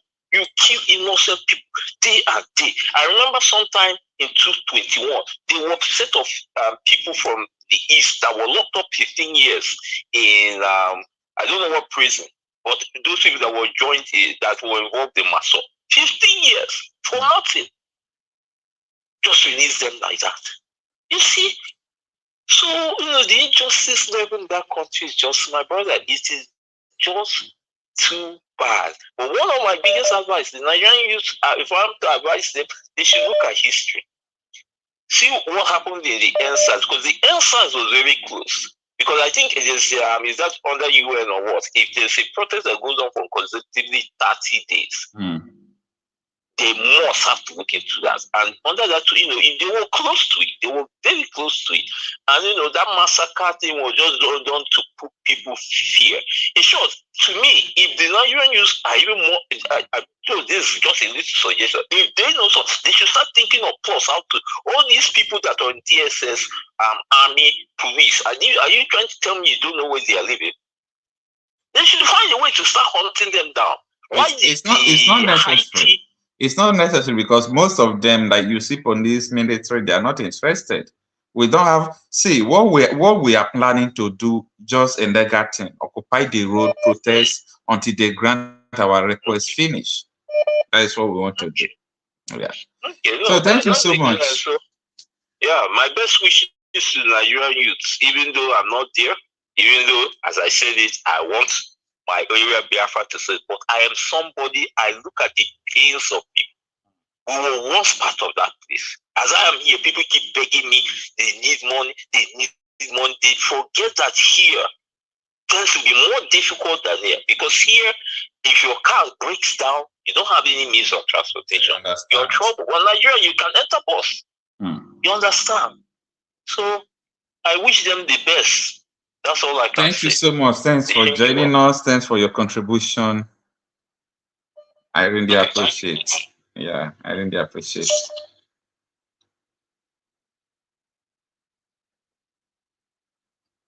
Good morning, sir. Yeah. Yeah, good morning, sir. Your name and where you are connected from, sir? Yeah, something Shegun. Okay. Shegun. I'm calling from the US. Okay. Thanks for joining us, sir. Yeah, thank you so much for all you do. Mr. Sampson, what is your contribution? I believe you must have seen what we are discussing. Yes, definitely. I've seen, I've heard you have been part of the show that you have been doing. So this is my own contribution. I pray that every plan works for all of us. Even though I'm not in the country, but for every day I get on the social media, YouTube, Facebook, it saddens my heart every day about Nigeria.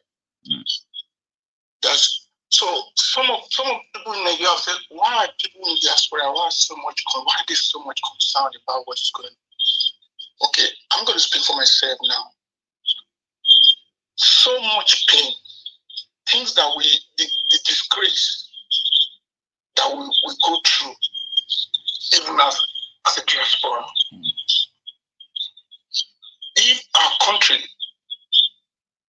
is good, you won't see many people trying to stay after Nigeria. God blessed Nigeria so much, with so much abundance that they can go. In fact, all the countries that we are living in now, we are far much better than them in terms of resources that we have, if they are being managed very well.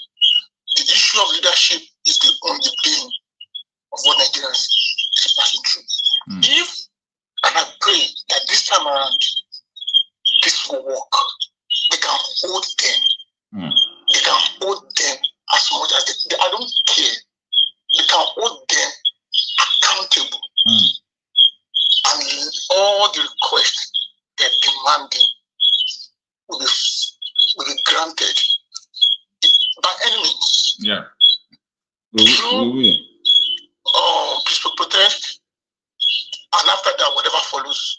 Because those people, it's obvious they don't care. They don't care about anybody in that country. Even whatever we are making here, do you know how many people that?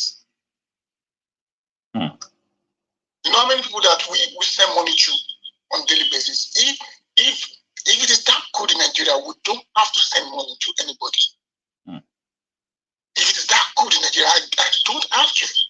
And I know that many people are in diaspora, many other people in diaspora will have share the same sentiments with me. Yeah. We don't have to send money to people. I can't imagine they want to vote. Election is coming now. Somebody's telling you, come and take $20, vote for me. They will take you to a psychiatric hospital to test you. Is there anything wrong with you? what our politicians, our leadership, that's what they have weaponized. Poverty. Our diversity that is supposed to be our strength, they weaponized it to use it against us. I'm a Yoruba man, but I grew up with Hausa, I grew up with Igbo, I grew up in Ilorin, with Igbo friend, Hausa friend. When we were growing up, we were all happy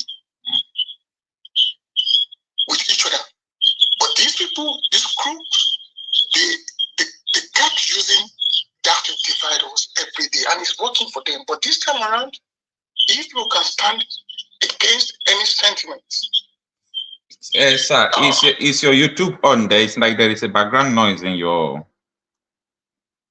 call. If people can, is it better now? Yeah, it's better. Okay. If people can stay away from tribal differences, religious differences that they have used to work against us, and stand in unity this time around, and hold these people and hold them to accountability. And this is because the NSI 2020, everybody thought maybe that would make a difference. But this time around, if they can just hold their ground by all means, because like the other speaker said, if you miss it this time around, I'm afraid, my brother, I'm in my 40s, but I know people ahead of me,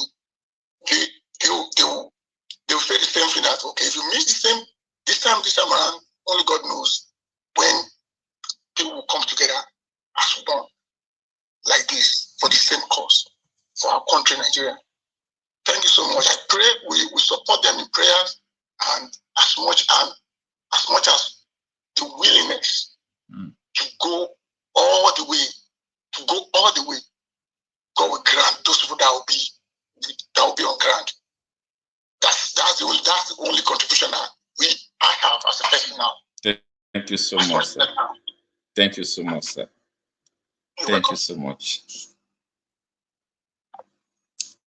You see, the reason why this protest is far more prepared and better than NSAS. You see, during the NSAS, the northern Nigerians, they did not join NSAS. Northern Nigeria, they hardly protest against police, against military, but what they are protesting against, number one, is hunger. You see, hunger is not your mate. One of the primary need of a man is to eat. Someone who has not eaten don't even know anything at all. That is why they are ready to do anything. In Castina is the home state of Buhari, right? Today, this is about 6 days before protest, but today they have started rolling out wood from the forest, the wood they are going to use to block roads. Just to tell you how these people are prepared, just to tell you what is coming. They have started rolling out woods to block the road, and they are granting interview that there is no going back. In Kanu State, as I was saying before, DSS arrested 2 persons, though the one that is printing the clothes have been released. So what the DSS is just trying to do, they are trying to clamp down people who are organizing these protests. In Benue State, it is APC card-carrying member, one of the leader in APC. He is the one in charge, mobilizing people to protest. So this protest is not about political party, like some political bigot or religious bigot or tribal bigot might say, someone like Bayo Nonoga. This protest is not all about religion. It's not all about, in fact, it's not only about APC. It's all about bad government at all level, in all political party, both Labour Party, both PDP. What we know is that this protest is all about end bad government. Bad government is at all level, it's in all tribe, it's in all region. Just as I was saying in my previous video that I published yesterday, I said, even though everybody in Nigeria, our wish is that one day let us separate in peace. But my question is, if we separate today now, we will still have all these monsters. You saw these political thieves, they came from regions, right? Are you going to kill them? They are still going to be there. They have the money, they have the force, they have everything. They have everything to disrupt that new region. We'll start fighting from afresh. So, as people are struggling for their separate state, it is better for us to sanitize our politics, sanitize where we are, so that anytime in the future where people decide, oh, let's go out of this contraption in peace, let's go out of this amalgamation in peace, we will go out in peace and we'll go out in unity. Because today, let me give you an example. If they said today now, let them divide this country, you see Yoruba, for example, do you think that someone like Tinubu, we are now people, like all these people have been agitating for all those Yoruba groups, then Yoruba Elders Forum, they are the main people from Oyo State who are fronting this Oyo, who are fronting Yoruba country. You understand what I mean? Oduduwa, that is what the name I was remembering. So, if these people have their own country, do you think that they will allow all these people to manage the country? Absolutely no. The same politicians are still going to dominate them. They have the money, they have the talks, they have the force, they have everything you can talk. They will use it to front it. Now, go to Southeast. If they have Biafra today in the Southeast, do you think that somebody like Hopus or Madam, what is it called, Minister of Work, Omahe, all these Andy Obadem, all these people that are already in politics, they still have thugs, they still have bad people, they still have the money. Do you think that someone like Nnamdi Kanu will agree for those corrupt politicians to be there? So it's still going to be war. It's still going to be war. We will start afresh and start fighting. But you know what? When you are fighting your people, it is easier for you. When you are fighting your people, it is easier for you to fight. That is why it is better in that way. But it is now and most important now for us to come together and fight all these people out. Let us put them where they belong. Let them know that, oh, when we go wrong, these people have what it takes to rise up. These people have what it takes to remove us. Let them have that mentality. If we don't put them where they belong now, you have your Yoruba nation, Biafra nation, Arawan. If you have it tomorrow, these people will still tie us down. We'll start afresh. That is why I'm saying those people who don't want to come out for the protest, don't worry. Do not discourage others not to come out. If you don't want to come out, no problem. Just stay at home. But don't discourage other people who want to come out by telling them, do not come out, don't do this, don't do that. Thanks everyone for joining in. Samson Segun, Daniel saying that raise your voice, unite with others, and demand change for a better Nigeria. Together we can make difference. Of course, together we can make difference. Together we can make difference. But let me tell you, we know what we're about to face. This protest is a tough one. Tough situation needs tough people. We know what we're about to face. We know it's not going to be easy. But we know that this is a heavy stone.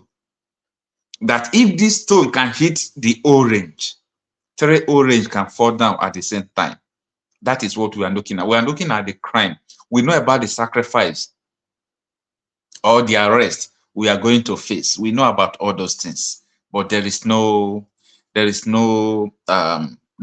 qualms. There is no problem about that.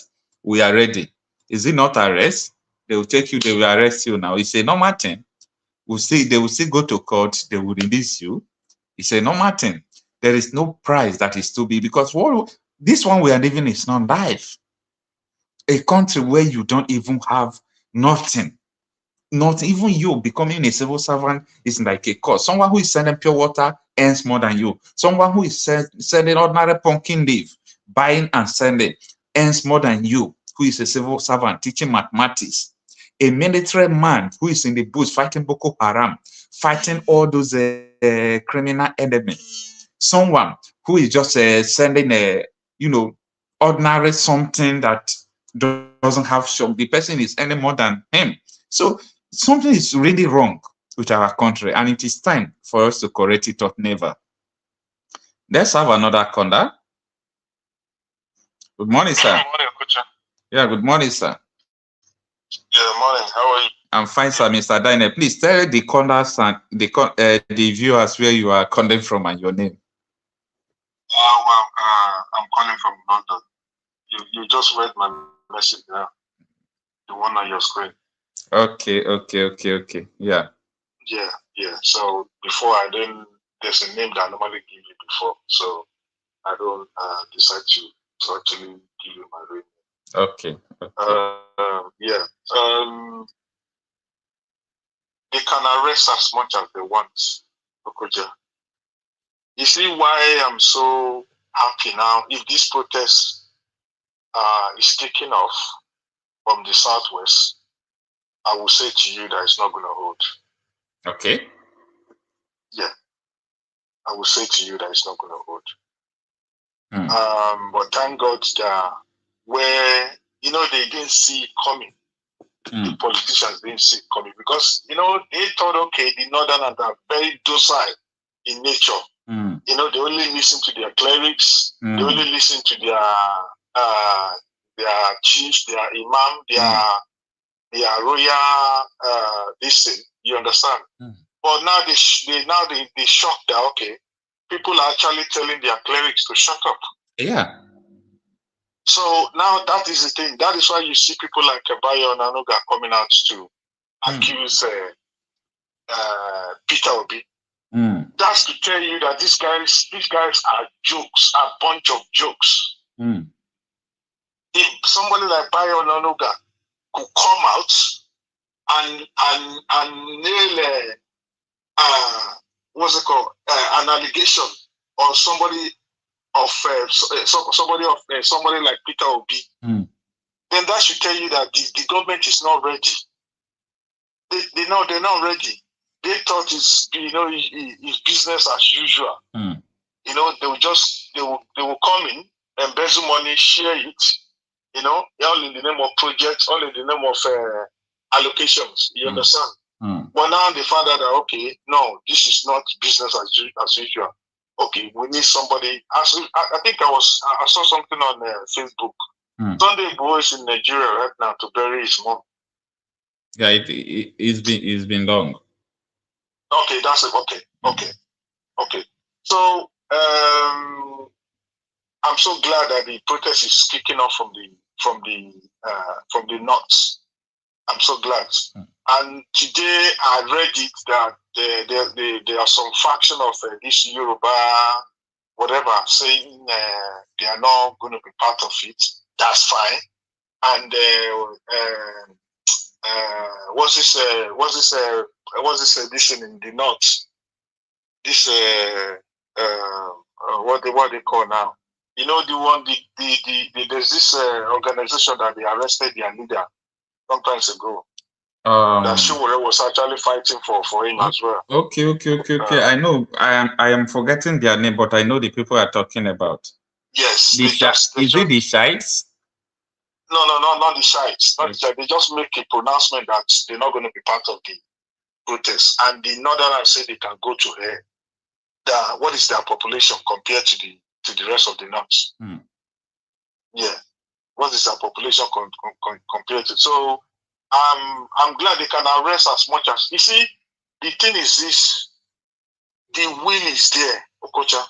I can tell you from southeast to southwest to south to north central to northeast to the up north. The will is there, but the thing is the courage. Listen, let me tell you this. It's just a simple thing that we need, to kickstart this change that we're all clamoring for. It's just a simple thing. And you ask me, what is it? What could that be? Courage. It's the courage. The will is there. Will is different from courage. I hope you know that. Yeah. The will is there that, okay, I want to do this and I want to do this thing. But the courage to kickstart, listen, if we're able to start this protest,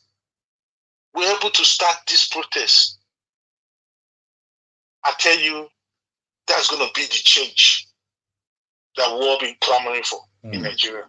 If we're able to start it, we come together, we dump all this tribalism, all this religious whatever, because this is the device they've been using in the past. They've succeeded in dividing us against each other. Even in the midst of this division, Okocha, do you know we still get married to each other? Of course. Because when you hear an average Igbo man talk about the Yorubas, you think they will never say hello, or they will never even have anything to do with the Yoruba person. But you find out that they're getting married to each other. Even up to tomorrow. Okay, now imagine that, okay, if the politician didn't use all those devices against us. But thank God we finally we're waking up. We're waking up.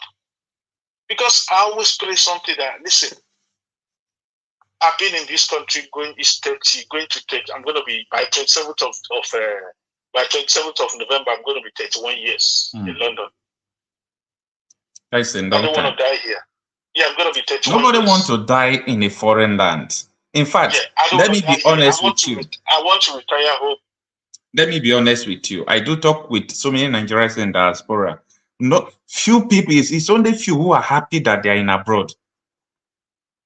Because they don't get that treatment like this is my home, this is my country. So that is the pain. Let me tell you something. There's a market here, we call it Dustin Market, Ridley Market. That's in Hackney. Whenever I go there to do, that's where I go to do my African shopping. Whenever I go there to do shopping, and I hear maybe they're playing Igbo music, because I love Igbo gospel music a lot. I'm a musician as well. Yeah, that's my second job in this country. I love Igbo gospel music a lot. When I hear them playing any gospel music or any Nigerian music, I get emotional. And I want to tell you that to the glory of God, God has blessed me in this country. I've acquired property to myself. I have a small investment to myself. And I have my job. I have a band. I have a family. But then still, it's not like when I go home. When I go to Nigeria, I stay like a month. I feel like I want to extend my stay, my ticket again. Because I even sometimes when I go home, I say to my family that you guys, you don't know what you miss. You don't know the pain in abroad. Yeah, you don't know. You don't know. You think it's just all about, some will say, I want to be like you. That's okay, fine. You want to be like, but then, can you pay this? Can you pay the dues? Can you endure the pains? Do you know the embarrassment that comes with this passport? I always say something to my family that, okay, listen, this passport, how come the rest of the world, as blessed as Nigeria is, how come the rest of the world is not worshipping Nigeria passport?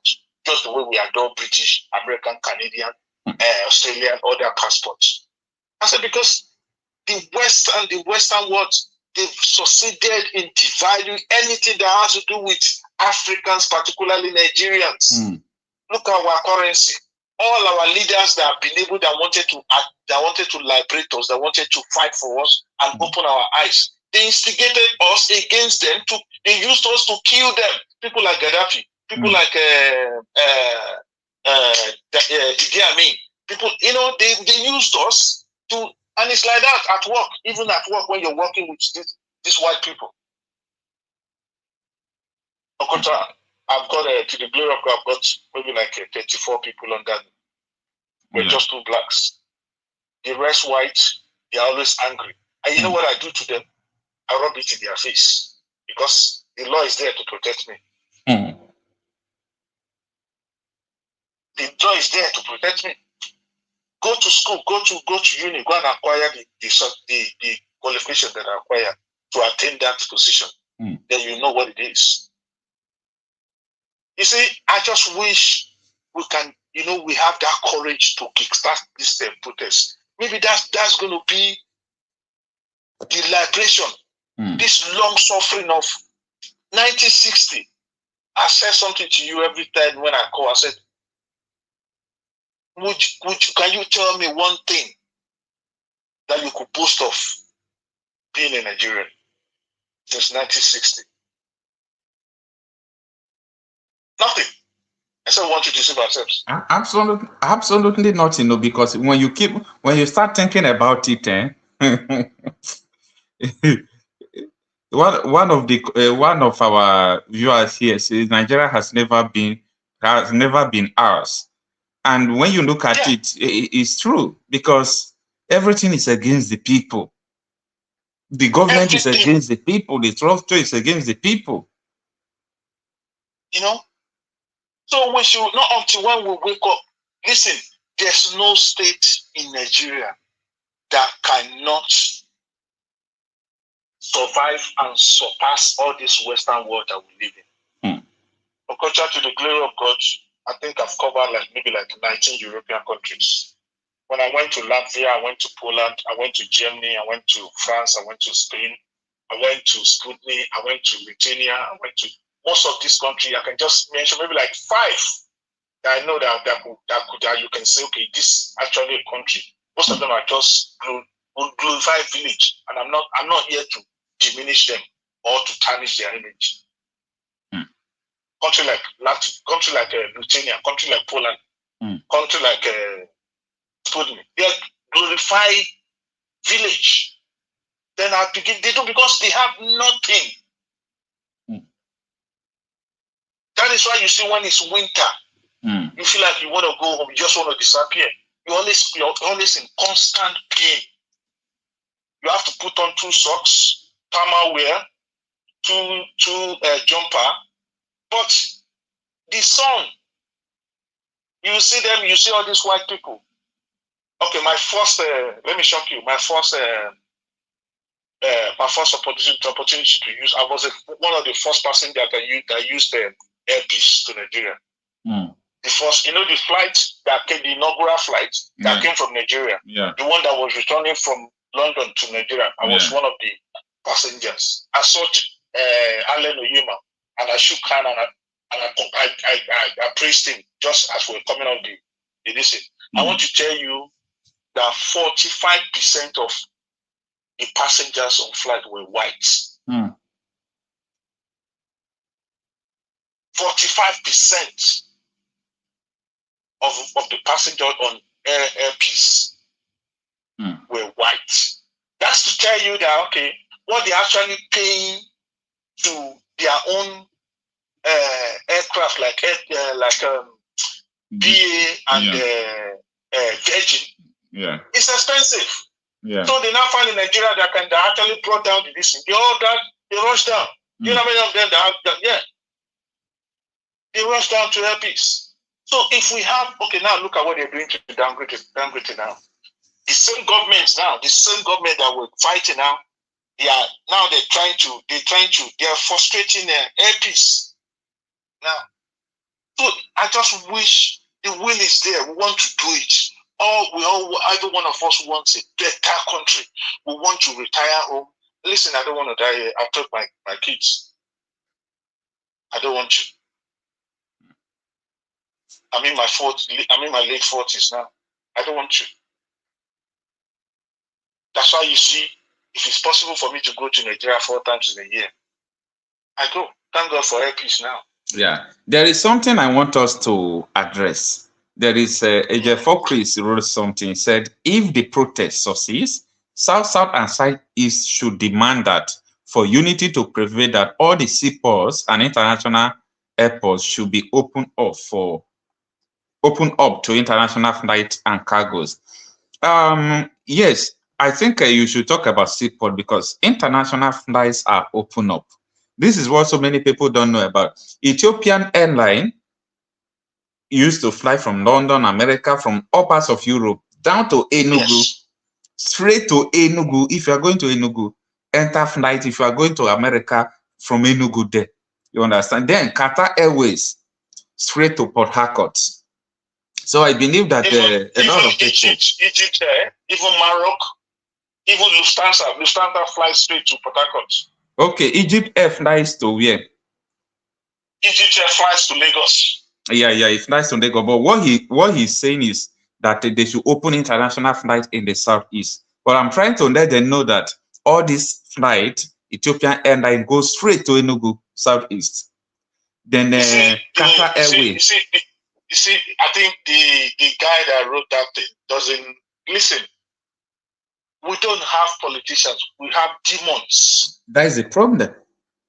We have demons. Listen, all these infrastructures, it's not as if maybe you should know that, they vote money towards them every year. The money goes, okay, have you not asked yourself, what about security votes, security fund? The money that is meant for our own security. In their pocket. No? It goes to their pocket. So I think it's only Osun State and few states that doesn't have airports in Nigeria. It's because these people don't care. You see, listen. I have a friend whose the brother is a serving senator right now. He said if they allow Nigerians to have access to everything, that they will never regard them. And especially said Nigerians in diaspora. Yeah, Nigerians in diaspora. Why do you think they shut the door of voting, Nigerians in diaspora, of we voting against us? That's why they shut the door, because they know. Listen, there was a time that one of the commissioners came to this country, I think it was 4 years ago. I just saw a bunch of black people crowded around the particular, and I came off my car, then I walked towards that direction. It was a commissioner. I saw them nudging him, pushing him, shoving him here and there. I'm not gonna lie. I look around, make sure there's no CCTV camera around, and I slapped him down the neck. I went back to my car. Yeah, because this is my own country. When I come to Nigeria, you can do whatever you want to me. Yeah. I wish we can have the courage. This is why I like the Northerners. The thing is, like I always say to you, Okocha, that you and I will love life. And my brothers from the southeast, the south, the southwest, we are different from the Northerners. We don't have to deceive ourselves. We want change, but we don't want to sacrifice towards the change. Yeah, we want change, but we don't want to pay the price. We're not ready to pay the price. We're not ready. So let the Northerners kickstart the liberation. Then maybe we'll percolate down to the southeast, southwest, south. Let's hope so. Let's hope so. You can see now, they said they're looking for Sowore, and Sowore has given them the address of where he is. They are just playing. Yeah. You know what they're trying to do now is that they want to instill fear in people's mind to think that, to make you because you know why? Because most Nigerians youth don't even know their rights. And even if they know, does this politician, do they obey court order? No. Nnamdi Kanu has been discharged and acquitted. Even your court rules that they should pay him at least 500 million damages of compensation. Yeah. Do they even listen to it? No, but they're still going to try him now. That's to tell you that, listen, our liberation is in our hand. Our destiny is in our hands. Our freedom is in our hand. The Constitution is there. They go to the court, the Supreme Court, and all these courts. They go there they use their political position or their political influence to buy judgment. That's why you find out that the Tinubu's cabinet today is full of friends and family. All the appointment that you see is just compensation. It's just a bunch of criminals that belongs to his cabinet. Because Tinubu Antecedent, what does he say?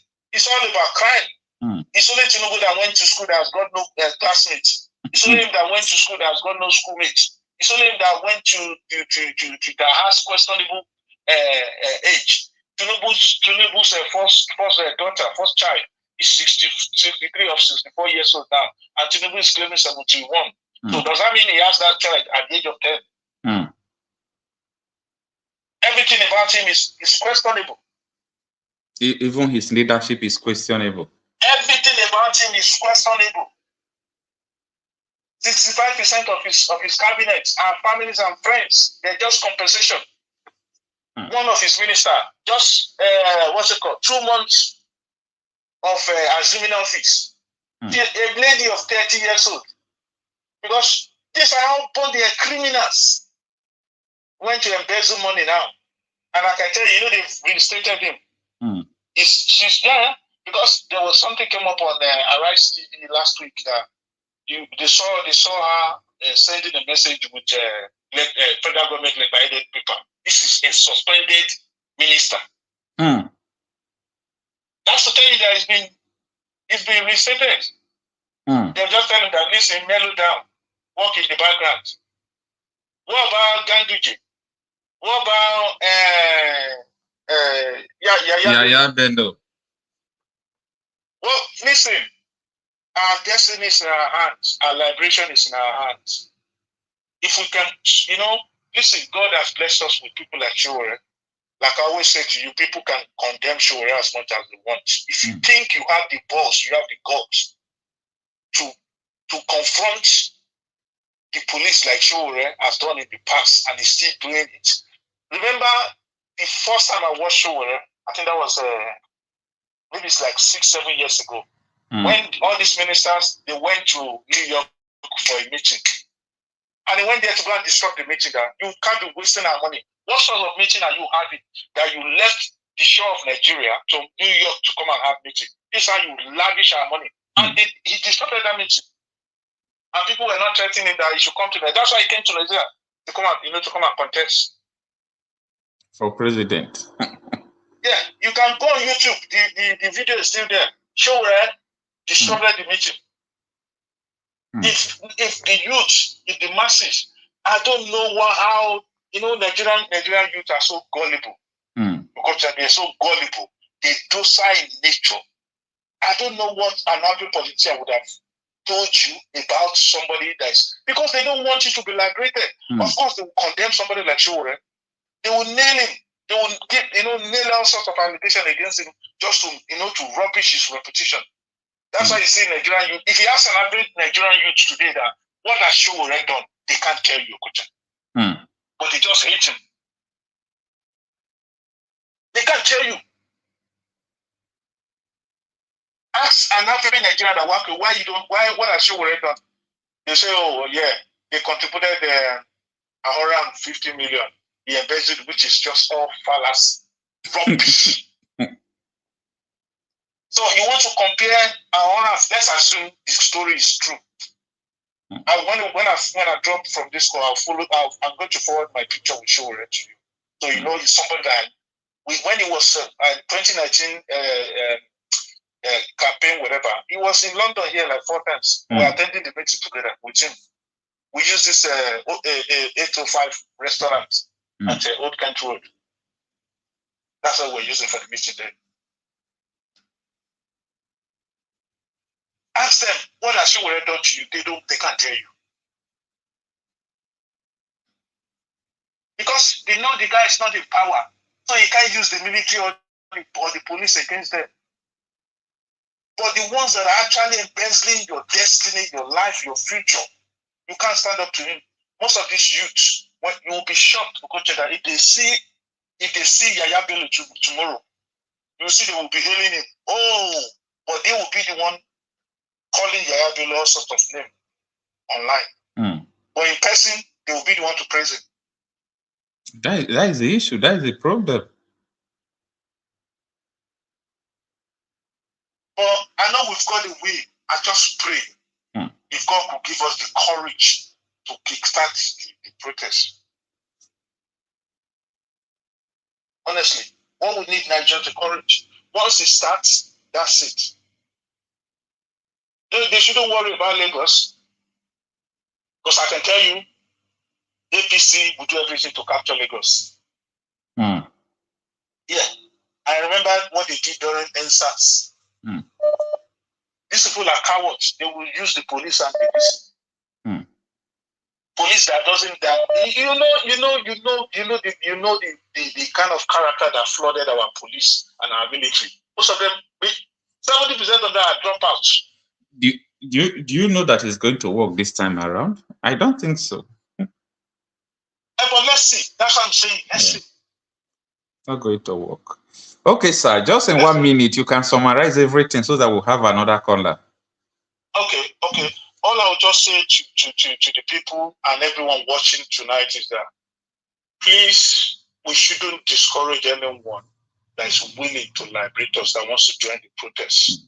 People like us that are overseas, we're willing to join, but because we're here, at least you can see every night I stay up to join your program. I'm playing, that's my only little quota that I could contribute. That's my only little quota that I could contribute. That is recommendable. Yeah, you know, they're watching your program, Okocha. They're watching, these people, they're watching. Yeah, they're watching. Because that's why you see, if they can come to pick every one of us that are calling in, they could have done that. But because they know these ones are in diaspora, we can't do anything to them. There's nothing we can do. And even though when we are around, I'm not still afraid, even though when we are around. Yeah, that's what I'm saying. That's what I'm saying. Whenever I go home, I'm here. You know? So I'm just urging everyone, please. I think this is another opportunity. We lost the opportunity of NSAS. This is another opportunity. Anyone that is willing to come out, please, let's all go out there. All right, sir. Let's all go out there. All right, sir. Thank you, Christian. Thank you so much.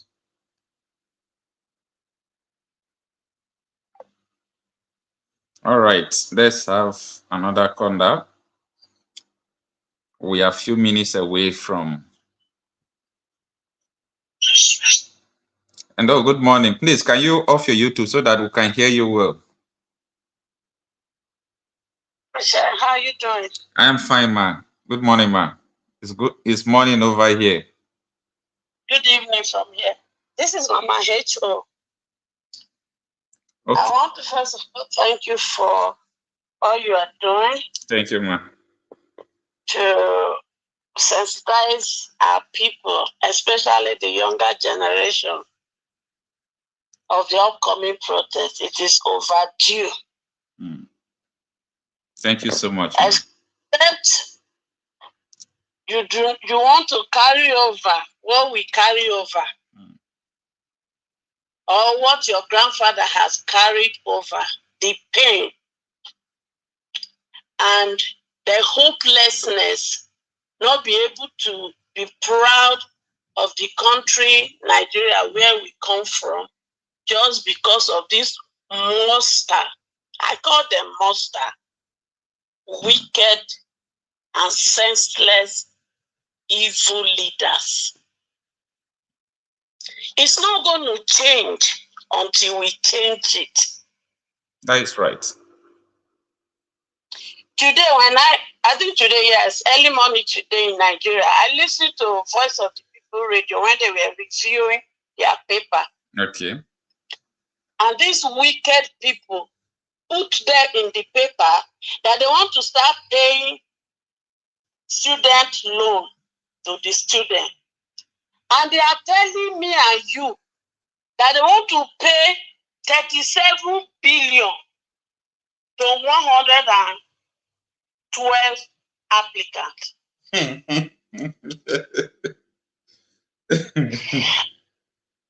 I beg, let's do the calculation so that you can see how much they are fooling us.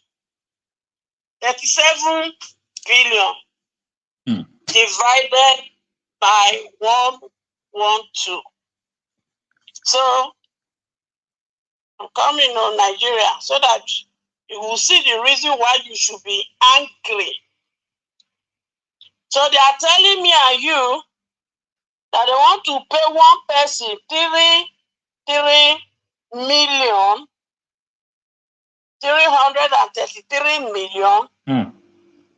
I'm coming. To buy Lamborghini, a bit to pay school fees. No, I want men Nigeria tell me because me I'm not happy.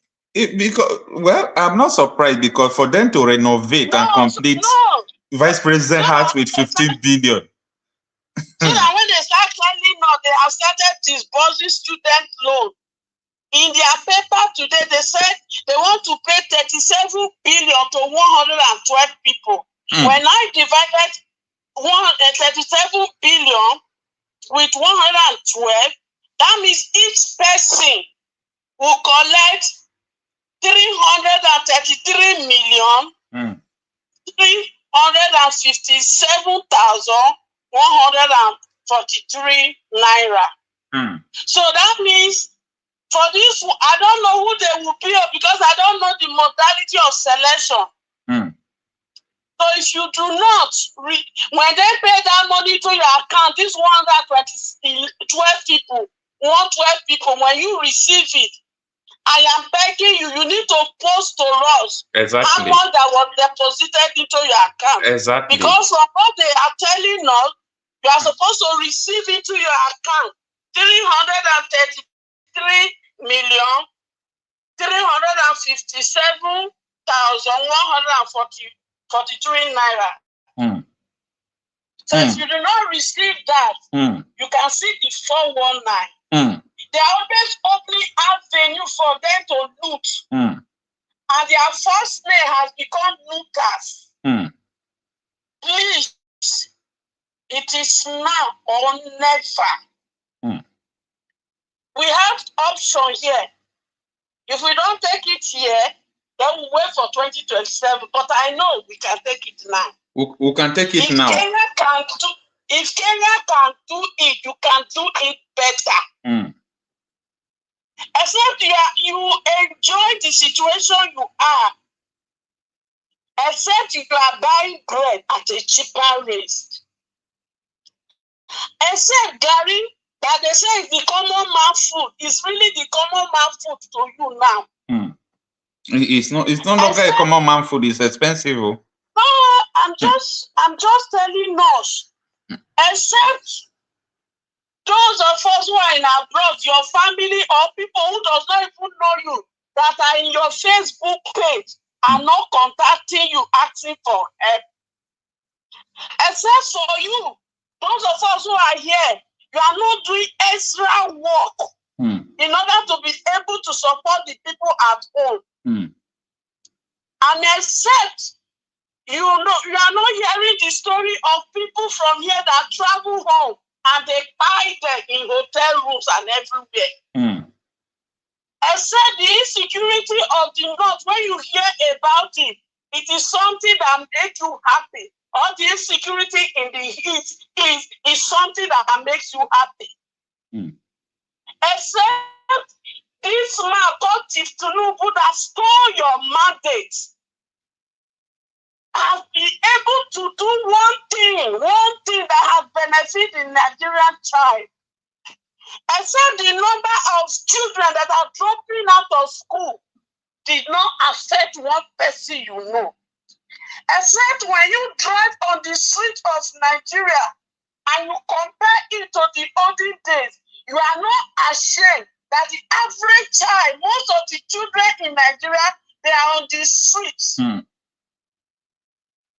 let me tell you, if you don't win this battle, be ready for more kidnapping. Before we were thinking kidnapping is entering the wrong cycle. But they have proven to us now that they can even come to your house to kidnap you. Oh, yes. So it is not going to change until we change situation. And there is only one situation that is troubling us. These wicked, evil people. If they are not afraid, why did they decide to give you some grain of curry? Rice. Rice. In the name of palliative. 2 spoons of rice. They heard of palliative and they start rolling about with it. Palliative was introduced in the Western world during COVID, and it wasn't food they were giving to their people. They were paying money into their account without you even going to go and fill any form because they had data to reach out to you. It is either they pay into your account or they send it to your mailbox. Some people even go ahead and pay some house rent. They pay for people. What did your government give to you? Absolutely nothing. During COVID-19, they lied to you. They were feeding children. Of course, because they want to cover. They want to cover the money international community sent to them. How did they feed children in their house inside school? I want to know. I want to know. You graduated from school. You don't have a job. I want to know. I want to know whether some of you are even in the university right now, you are dropping out of school. I just want to know, is that your life? Is that your destiny? Absolutely even some not. of the people doing, what do they call it, kidnapping, are they enjoying it? Is that really what they want to do? Or the one doing Yahoo? The Yahoo boys and girls, before they used to target the Western world, but that is not working as usual. Now they are targeting those at home. Yes or no? Of course, they are targeting people at home now. There is only one way we can change this issue, to tell them that the power belongs to the people.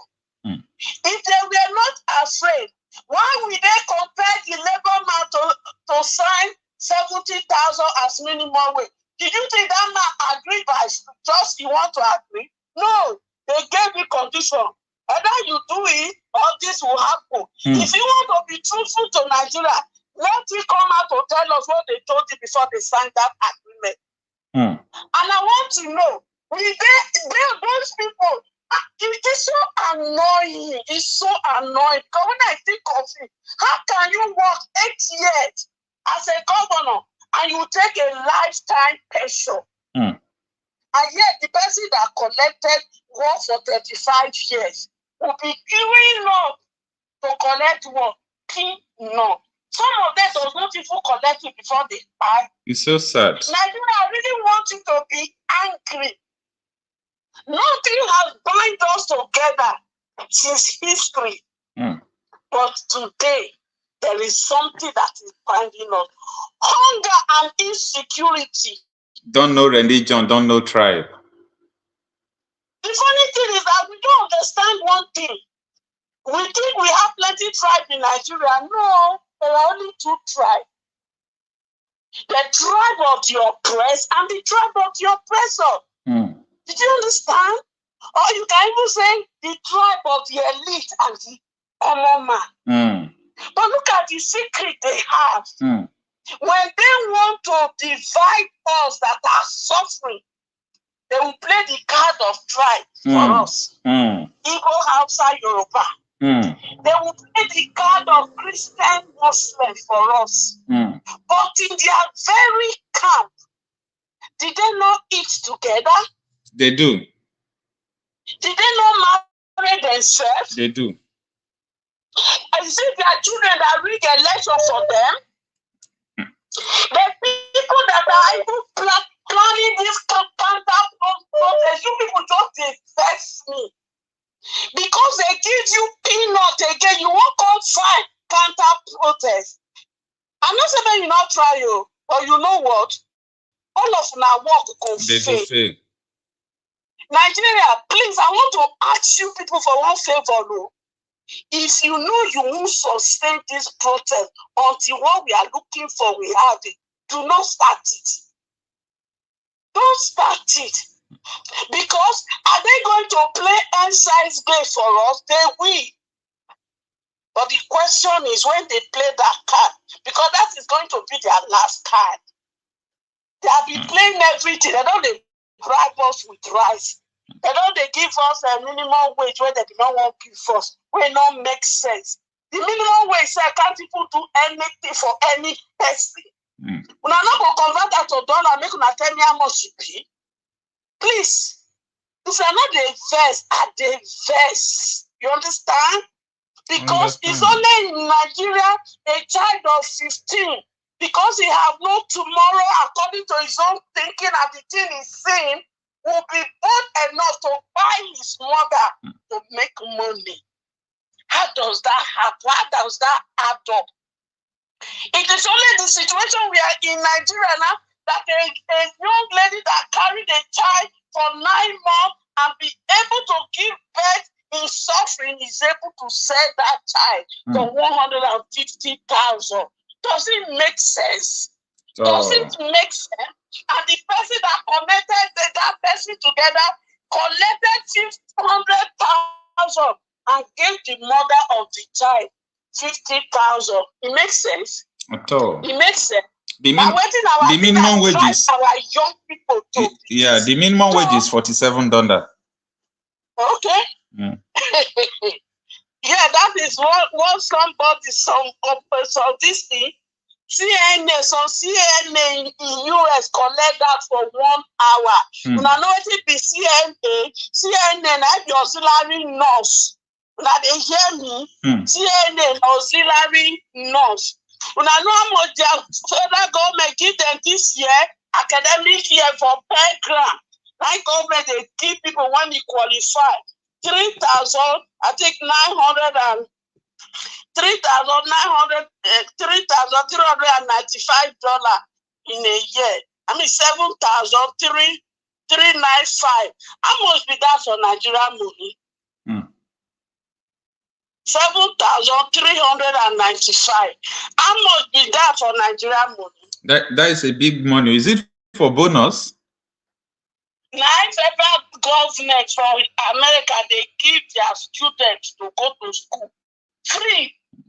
That is 11.250 million. For one academic session. 11,250,000. For one academic session. And that does not include what state will give to them. Depends on the state where you come from. And that does not include some scholarship they may qualify for. So now these people won't play us for 1 night. They tell us, say they won't give 112 people 37 billion for student loan. So when Sowore they propose grant, I understand where they come from. So you see, this thing when we want undergo, it is now or never. No, there's no surrender. People, how do they talk that English? No retreat, no surrender. Surrender. Except, see, me and you, when they are above 30, we don't take quarter to go. But look behind us. Look at that, your child. Does your child have a future? Marcel, can you really be bold enough now to encourage somebody to go to school in our Nigerian system? It's so bad because you see why politician children don't go to our school, because they know that the product from that school is not something that can beckon with. That is why they will build school and send their children outside the country to go to another school. So these are all the things we go change. If you must come into power, your picking go school for inside Nigeria. You go school for inside Nigeria. And most of our demand, at the end of the day, all the money where they chief, home and abroad, we go collect and back from them. Because the money when they chief, when they carry out, and when they take recipient for their house, if all this money and all the people, you imagine, in fact, during this, especially this year, you are just hearing billion, chief, billion, loot billion.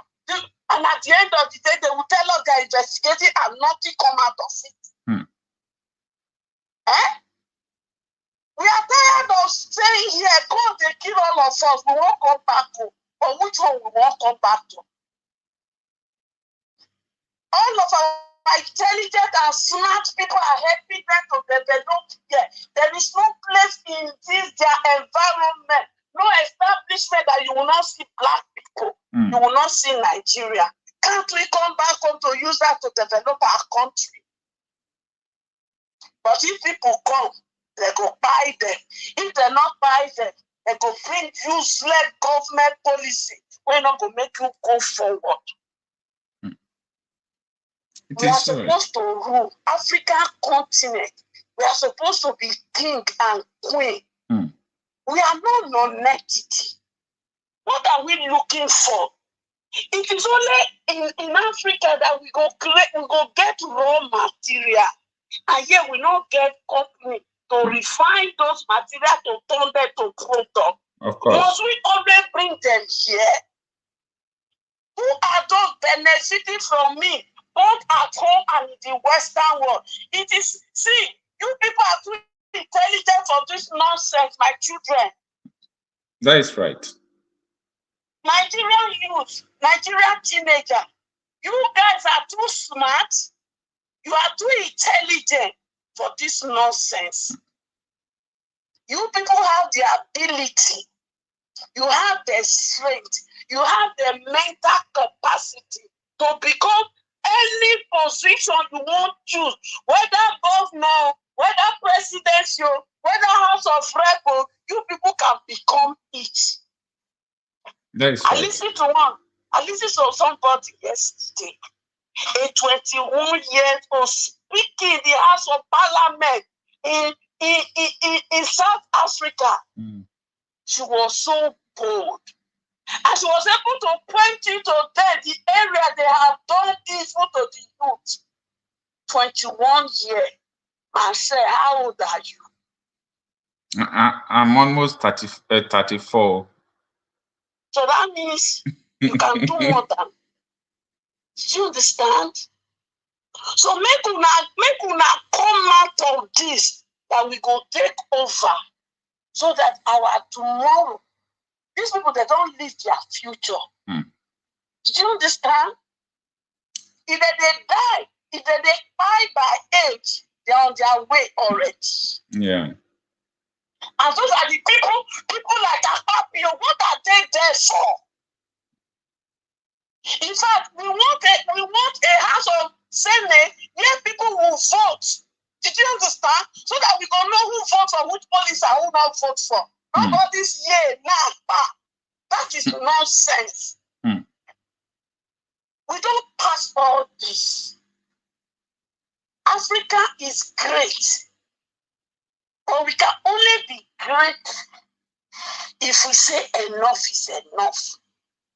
Look at what Kenyans are doing. They started with one demand. From there, they don't become a dinner, and they have not backed off. Look at this guy in Burkina Faso. Sowore. He's a young military guy with a determination to change something in his country. Me, I'm not the type that doesn't believe in the military. You understand? But me, they look, if I don't military to even come over, now people like Abraham, did you understand? Yeah. That has focus. Every day we'll say, the Western, the Western Kaaba, the Western Kaaba. When are we going to say enough is enough? The time is now. When? So, because as we prepare, we are going with a mindset, now or never. Make I leave the show for another person. Thank you so much. Thank you so much, Ma. We even have some minutes to even come to the end of the program. I really enjoy your narrative and your analysis. Thank you so much, Ma. I really appreciate. Thank you too, my dear. Thank you, Ma. All right, bye-bye. All right, Ma.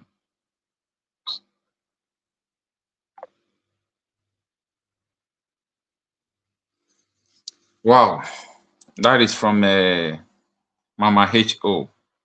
Let's have our last caller.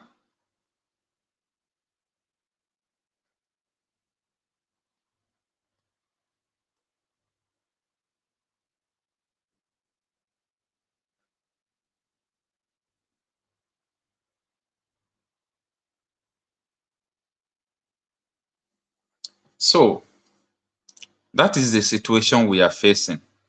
Thanks everyone for joining. The situation in Nigeria, people are yet to understand it.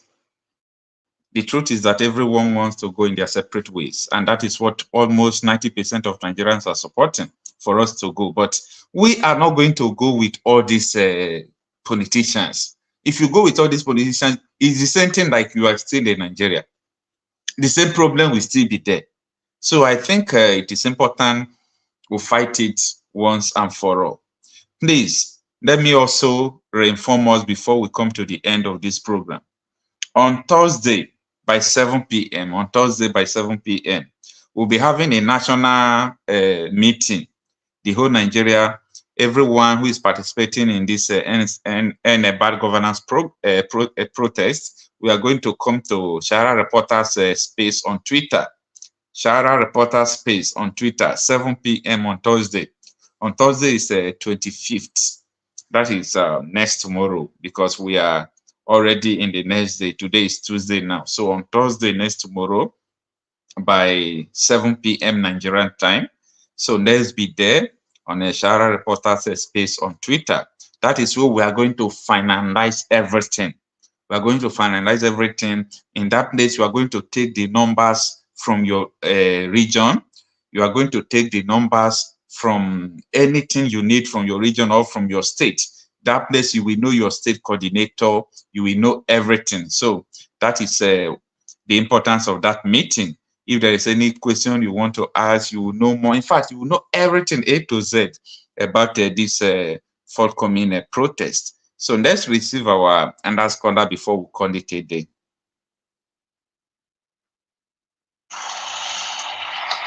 Hello, Okocha. Good morning, sir. Morning. Are you on program? I'm sorry. Yeah, your name and where you are calling from, sir. Okay, I'm calling from. My name is Ezudo. Yeah. You called before. I saw your missed call. Yeah. Okocha, listen, we Igbos, because I have to, the charity begins at home. I have to talk from my my zone first. Okay. I think this time playing on our intelligence. I don't trust Sowore. I don't trust him. Because this is the same person that said good luck when the bag of cement is sorry, bag of rice is 8,000. And he said luck is a bad luck. They gang up with Soyinka and Bakare and all of them in Okocha to put Jonathan down. After they do that one, it's like that one is not good enough. They plan T-Bog girl. You see this Sowore, I don't trust him. Because if what my view is this. What is your view? My view is this. They talk to him, to including Nnamdi and they wrote those 13-point agenda he wrote. So that the North will back down. Once you mention Nnamdi and they mention all those things to change constitution, you know that because the Northerners are the one, they are beneficiary. Because of the local government they created. Yeah, but it's like you don't know what is really going on. You see, these are the things that are even gingering the Northerners to do the protest. As I talk to you today, they are ready. They have printed clothes. They went to the bush to cut trees, rode them by the sides of the road, getting ready to block road. So I don't think those things will make them not to protest, number one. Secondly, I know that everybody have their own perspective and opinion, though. But since from 2011, that time I started knowing about Sowore, he has been consistent criticizing the government. Yes, he criticized Jonathan, but what Buhari received was greater than what is it called? Jonathan received. It was Buhari that arrested him now because he met Nnamdi Kanu, and he was detained for good 5 years in Abuja. And now this is his brother that he's supposed to keep quiet, which is Tinubu, Yoruba, and he's still trying to make something. So that is why I believe that his intentions are genuine. What do you think? If what he's doing is real, he's not state managed. Because let me tell you, you can be president of Nigeria and call me as your brother and say, and I should accuse you, but you should believe me, but attack others. Let me tell you, this thing, I'm seeing it as a state managed because If Sowore is serious, Tinubu would have arrested him again. So you have not heard that they are looking for him. You have not heard that people who are working with him, they arrested them, but they have released them. They arrested my dear. This is state managed. No. Because if they are really looking for him, they will hold those people. You know. On what basis? They hold them. They hold them. Lawyer went there and paid them, because someone who is protesting, who is preparing for protest, is according to the constitution. It has a legal backing. It's not a crime. So why would they arrest him? My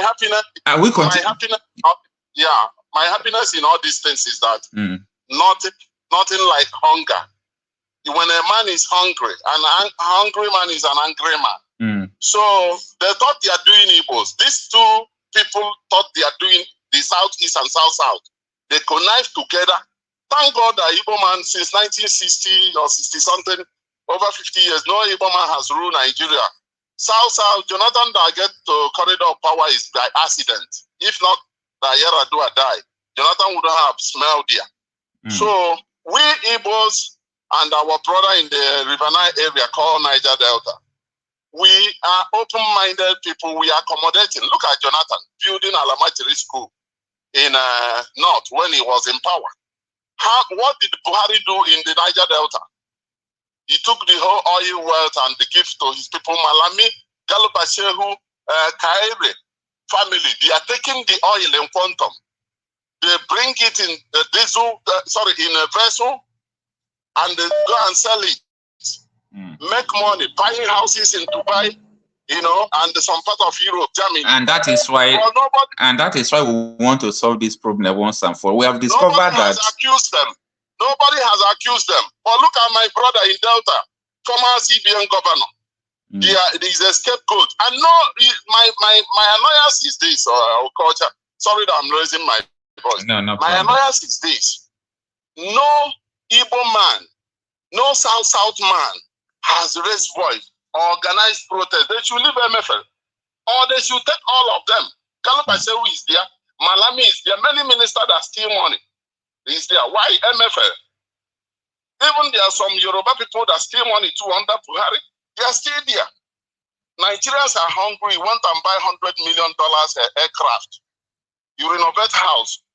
I'm into estate business. And that is why we want to protest. What kind of house is that? What kind of house is that? That is why we want for vice president for 15 billion. That is why we want to protest now. You know that by complaining cannot solve this problem. No, only complaining can solve it. A lot of people are still daft. A lot of people, this program you are doing is good. A lot of people are daft.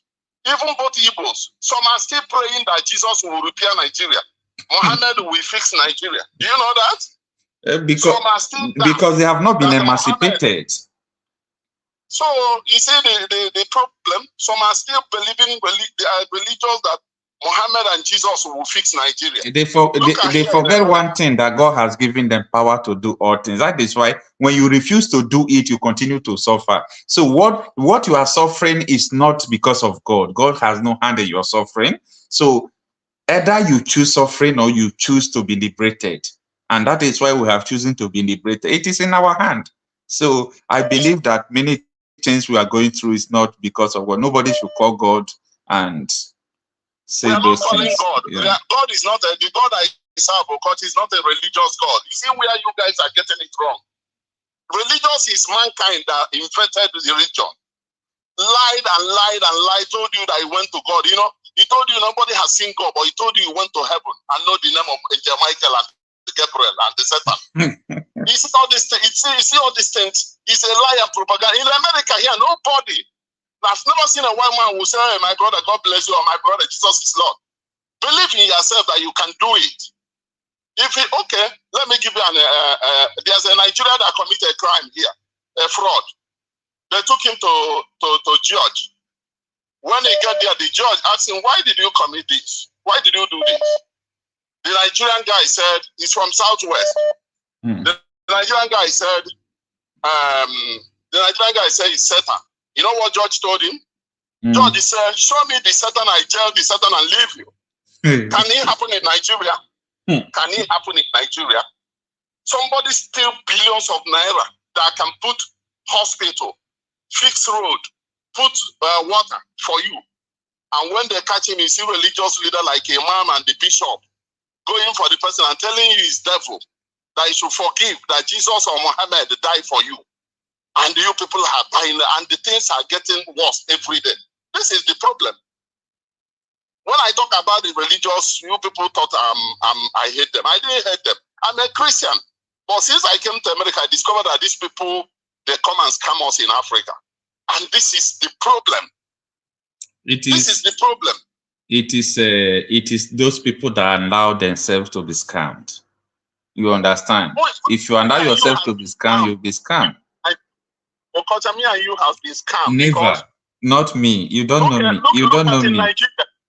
Look at in Nigeria, where presidency or governor or local government chairman will start meeting with prayer, whether Islamic or Christianity, and lie.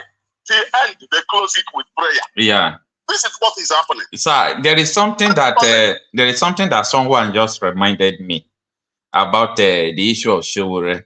The things keep my memory. You know, when Yaradua died, they refused to tell Nigerians that Yaradua died because they never wanted Jonathan to enter there.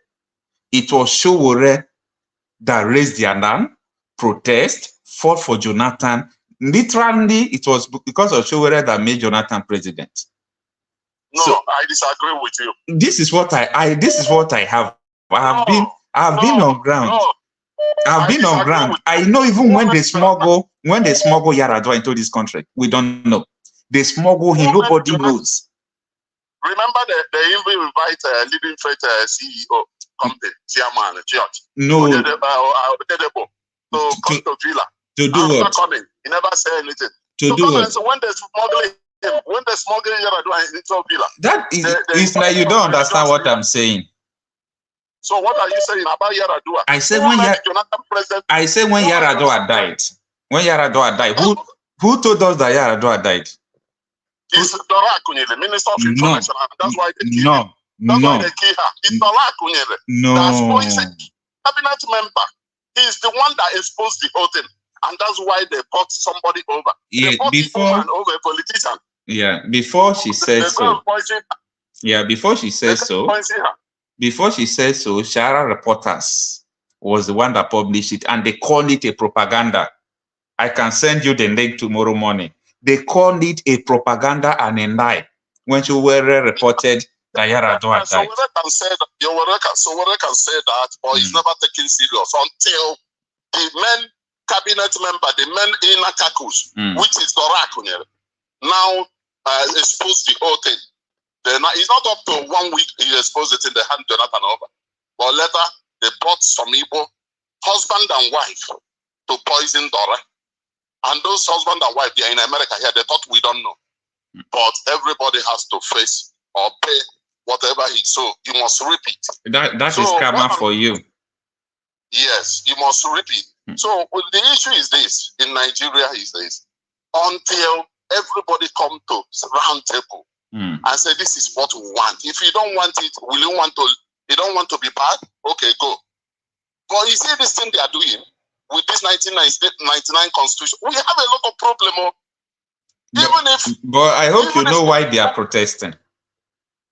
Even if you bring Jesus and some Muhammad in the north to rule Nigeria with this constitution, with the word, how can you, Okocha, I believe you are from Delta. Yeah. How can you bring somebody from Sokoto, Zamfara, or even Meduguri, Yola to come and police in Delta State where he doesn't know the terrain?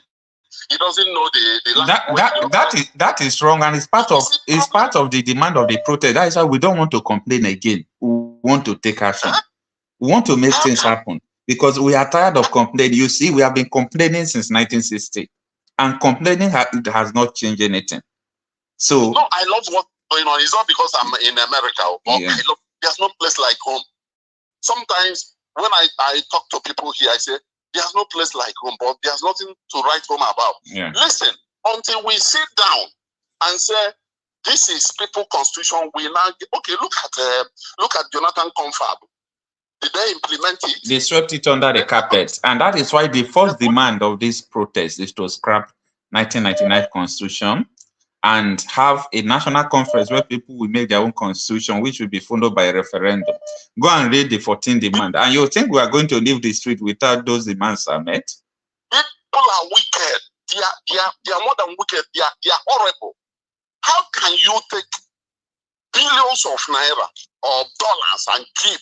What are you doing with it? Why the people you are in their midst are suffering? There's no factory. There's no thing. No good road. Nothing. Turn by turn. This one will come in and steal his own. After stealing, this one will come in and steal. Still yet, you pick a governor of Delta State. After ruling Delta for 8 years, you cannot stay in your community. But freely move. In New York, there was a day I'm going to a place called Long Island. When I get to Long Island, in a mall, I see a former governor, Como. His name is Como, former governor before this woman that are ruling now. It was a mall, no police.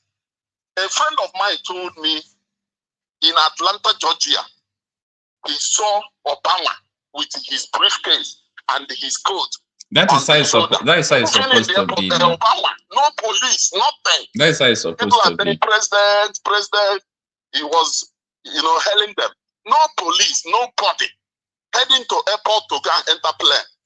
Can it happen in Nigeria? Can a passenger move around? Can the one that call himself Buhari move around without police with AK-47? Absolutely no, because the wicked runned where no man pursued them. That is the Como. I saw this one is not. I saw Como in Long Island in a mall. The place called Bayshore in Long Island. I saw Como with this thing in a mall. No police. He even drive himself. A man of 60-something years. He drive himself. I was shaking my head. Can I look a House of Rep that finished House of Rep move without security? But they are the people that are causing this trouble. They go there and share money. They go there, all the contract, the procurement in all the ministry is the House of Rep and Senate that collect all. Give their girlfriends, their concubines and everything. It's so sad anyway. And they will steal. And they will tell you, pray that Nigeria is going to be good. Who is deceiving who? We are deceiving ourselves. Please, I just summarize what you are saying. What you are saying is just the truth that the thing is so pathetic, and we must take necessary action to make sure that we try our best, if not bringing it to an end totally. They will cook up one story and tell people that are protecting. They are going to look into it. They are going to see people will come down. They will start buying some people over. Just watch what happened to minimum wage and what have you. What is 70,000 going to do? $44. Absolutely. It's not even $44 a month. Absolutely nothing. So the issue is this: until all of us sit down in a round table, PU, Hausa, Yoruba, Igbo, whatever, sit down. I've never seen this kind of a thing. Go to Texas. You see where the oil money is. See their road network. See their everything. You know there is oil. But our own Nigeria, nothing to show. How can you take the and that is why we are going to protest. Just help us encourage people who want to protest, so that we can take the necessary action. Is that Igbos, we protest, but let them protest in the eastern region. Of course. Those Igbos residing because should be in their home. Because you see what is Bayo Ononoka is saying. You see what that stout is saying. This is the way they caused trouble in 1960. Every ethnic group participating in that group or the target Igbo group. You see what Ononoka is saying? That is P2P. I don't know what is wrong. Don't mind him. He just playing a mind game, eh? Somebody said I want to kill President wife, Ready Tinubu, an imam in the north. You see, by our Donuka talk. You see those Renu, Maria Mokere talk. They keep quiet. These people are threatening that they will bring Tinubu government down in the north. You see them talk. every little thing. I don't know what is wrong with these people. It's okay, sir. Let's have another corner. Okay, let's summarize. What I'm saying is that my friends I know and other people I know in the East, I told them they should block road and ask the governors why the states don't have this and that and that and this. What are they doing with their location? Because they are the part of the problem too. Yeah. Why they don't have this and that and this? So that we should know all those money they are taking, they will end up making their children not to work hard and think.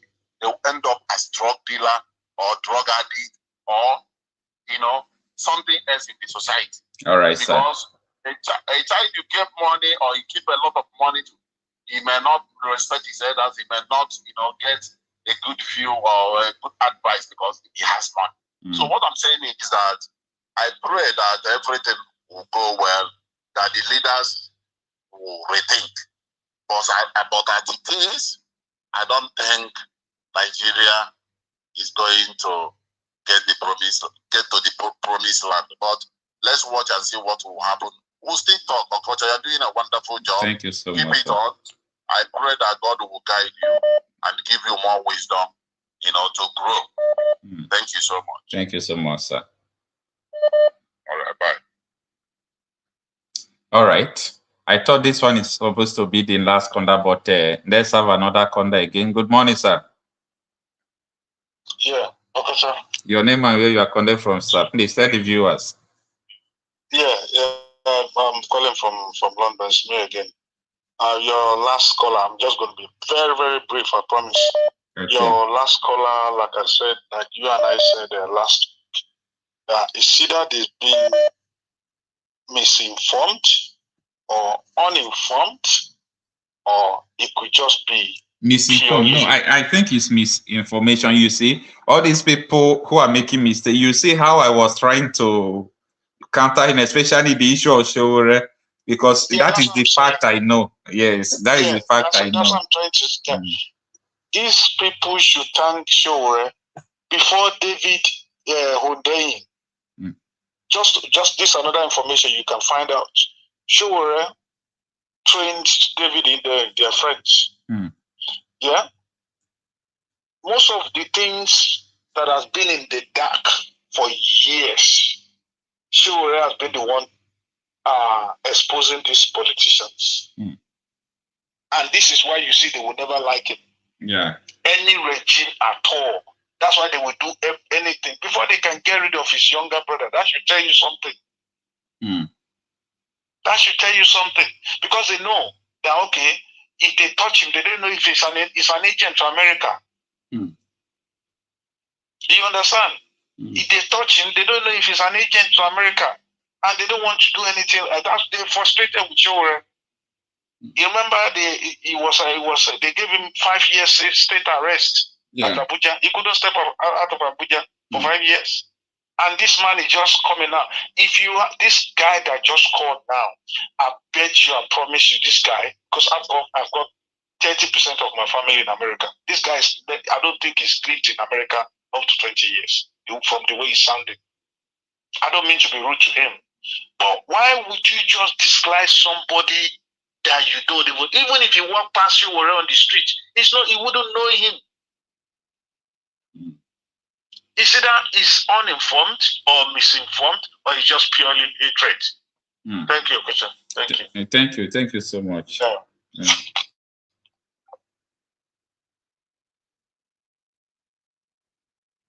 Okay, let's see whether we can get connected with our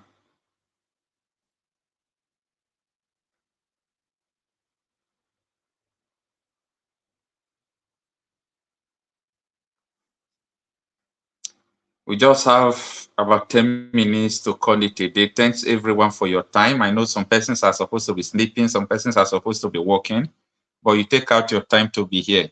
Hello. Please, can you off your YouTube so that we can hear you?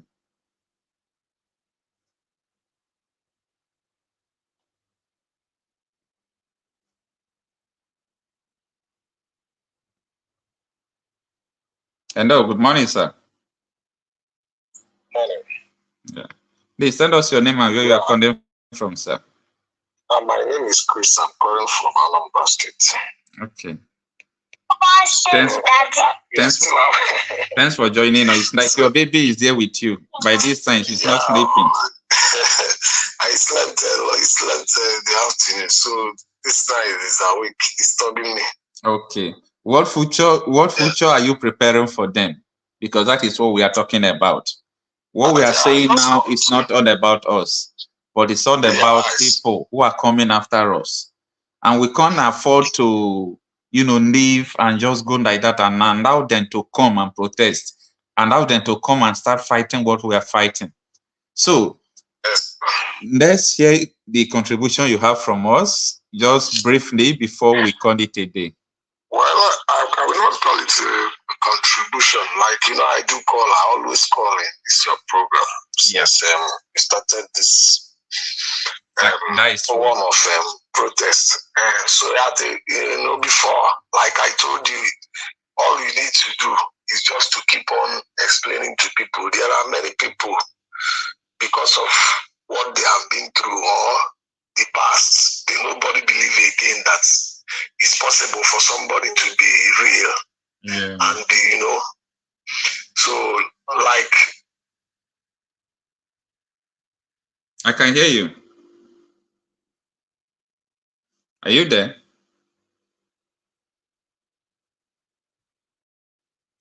You mute your call. You can unmute it. We can't hear you right here, but I am saying it that you mute your call. Are you hearing me now? Yes, I can hear you now. Okay, I said you are doing a great job. Like anybody that is anchoring this kind of program, you don't need to be angry with people. You understand? No. Or just feel that they understand that they're supposed to know. It's a public opinion program, so everybody can come and then. And when you are explaining to somebody, there are other people that are listening that is being convinced by your explanation. Even if that person maybe hates Sowore or is not understand the word, there are some people through that your explanation to that person, they will go to understand, because Nigeria, many people have been discouraged, many people have been lied on to, a lot of things. Many people, because of what they have been through, they no more believe at all in Nigeria again. Are you getting it? So like what I told you that first day I called or the second day I called, I said, if this protest will be effective and yield results, you not have to be at the forefront. I'm not saying that other people, but with what I'm saying now, me myself, I'm preparing. Are you getting it? Okay. But before, I don't believe before, but with what I'm seeing now, it's like they are serious. I'm telling some of my friends that me myself, I'm even revitalizing on my own. Okay. You understand that one thing in life we should never give up. Yeah. If you give up, it's only a dead man that can just say, okay, it's all over. Yeah. But let's just keep on pushing. Even if we are going to divide Nigeria, we should be doing something now that we have not divided, at least something. You understand? Yeah. Let's not just conclude that. Yeah. Sorry to interrupt you. You see, this thing you just say now, that is what I've been saying. Because just imagine that Imo State is a country. Just imagine that Imo State now, they say Imo State, you are one country, go on your own. Tell me, what are you going to do to outshine Hopus Odema and his school? No, people don't reason this so. People don't reason this so. All they want is, everybody want their own country, everybody want their own hope. But if they give you Imo State, do you think you can defeat all those corrupt politicians who have been there? They will continue to lead you again. They will continue to rule you. You will start fighting from the beginning. But I believe that when we rise this time, even though tomorrow they say, let us have our own country, that fear will be there. That fear will be there. You know what happened yesterday? Have you seen it in the news? A House of Assembly member, he went for a marriage in Kanu State. And mob chased him out of the marriage. You Yes. They wanted to kill him. So we are coming to a point where politicians don't have even the courage to come out in the public again. We are just very close to that. Yeah. When they see you, they will stone you, they will mob you. Yeah. We are just coming to that stage. So when we develop this, even though tomorrow they say you have your own country, then that politicians will know the taste of what being a bad politicians could be. Without that, forget what we are saying.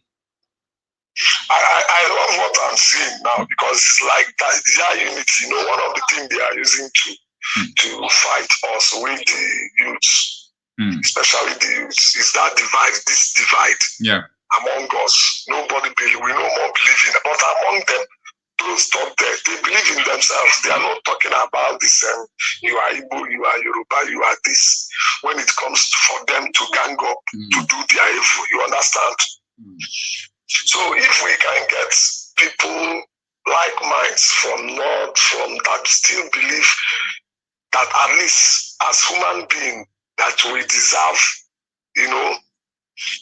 we deserve the best, or we deserve something good more than what we are seeing now. Okay, you see this country, if we want to divide this country, not be these politicians, so if you not be people in the agitator, now we go come together and say we are done. Let's go in peace. That is what I'm saying. No, it's not even all these people who will come together and say, no, this thing is not working like this. Let's go in peace. Ready to, and be ready, like the way now, like when I watch this Kenya, find out their determination baffles me. You understand? And like what you said about my son now, if we are not living life, even if it happens that maybe God forbid that in the process anything happen, you have not lost. At least you know that you fought for something worth fighting for. You died for something. You understand? Yeah, and to just be there, you are just saying that Nigeria is not good, it's irredeemable, but nobody is doing anything. You are sitting down, even if you are talking about dividing Nigeria, it's not something you sit in your house and it will just happen. You understand?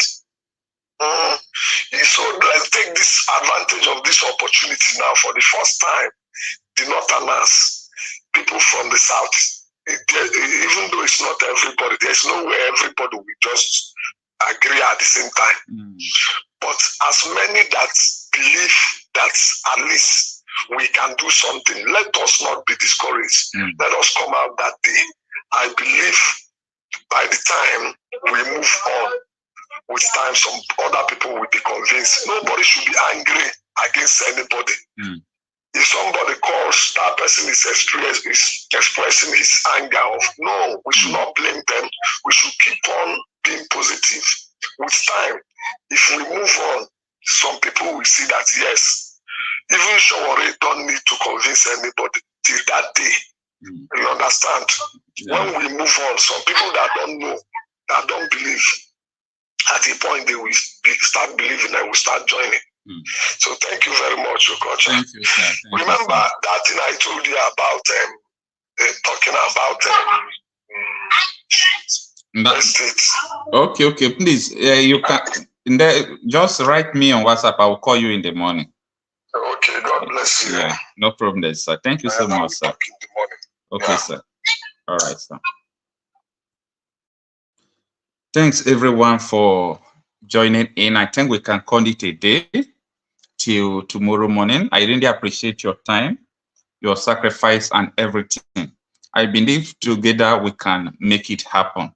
So let's keep our hope alive, because we don't have any other place than our ancestral home.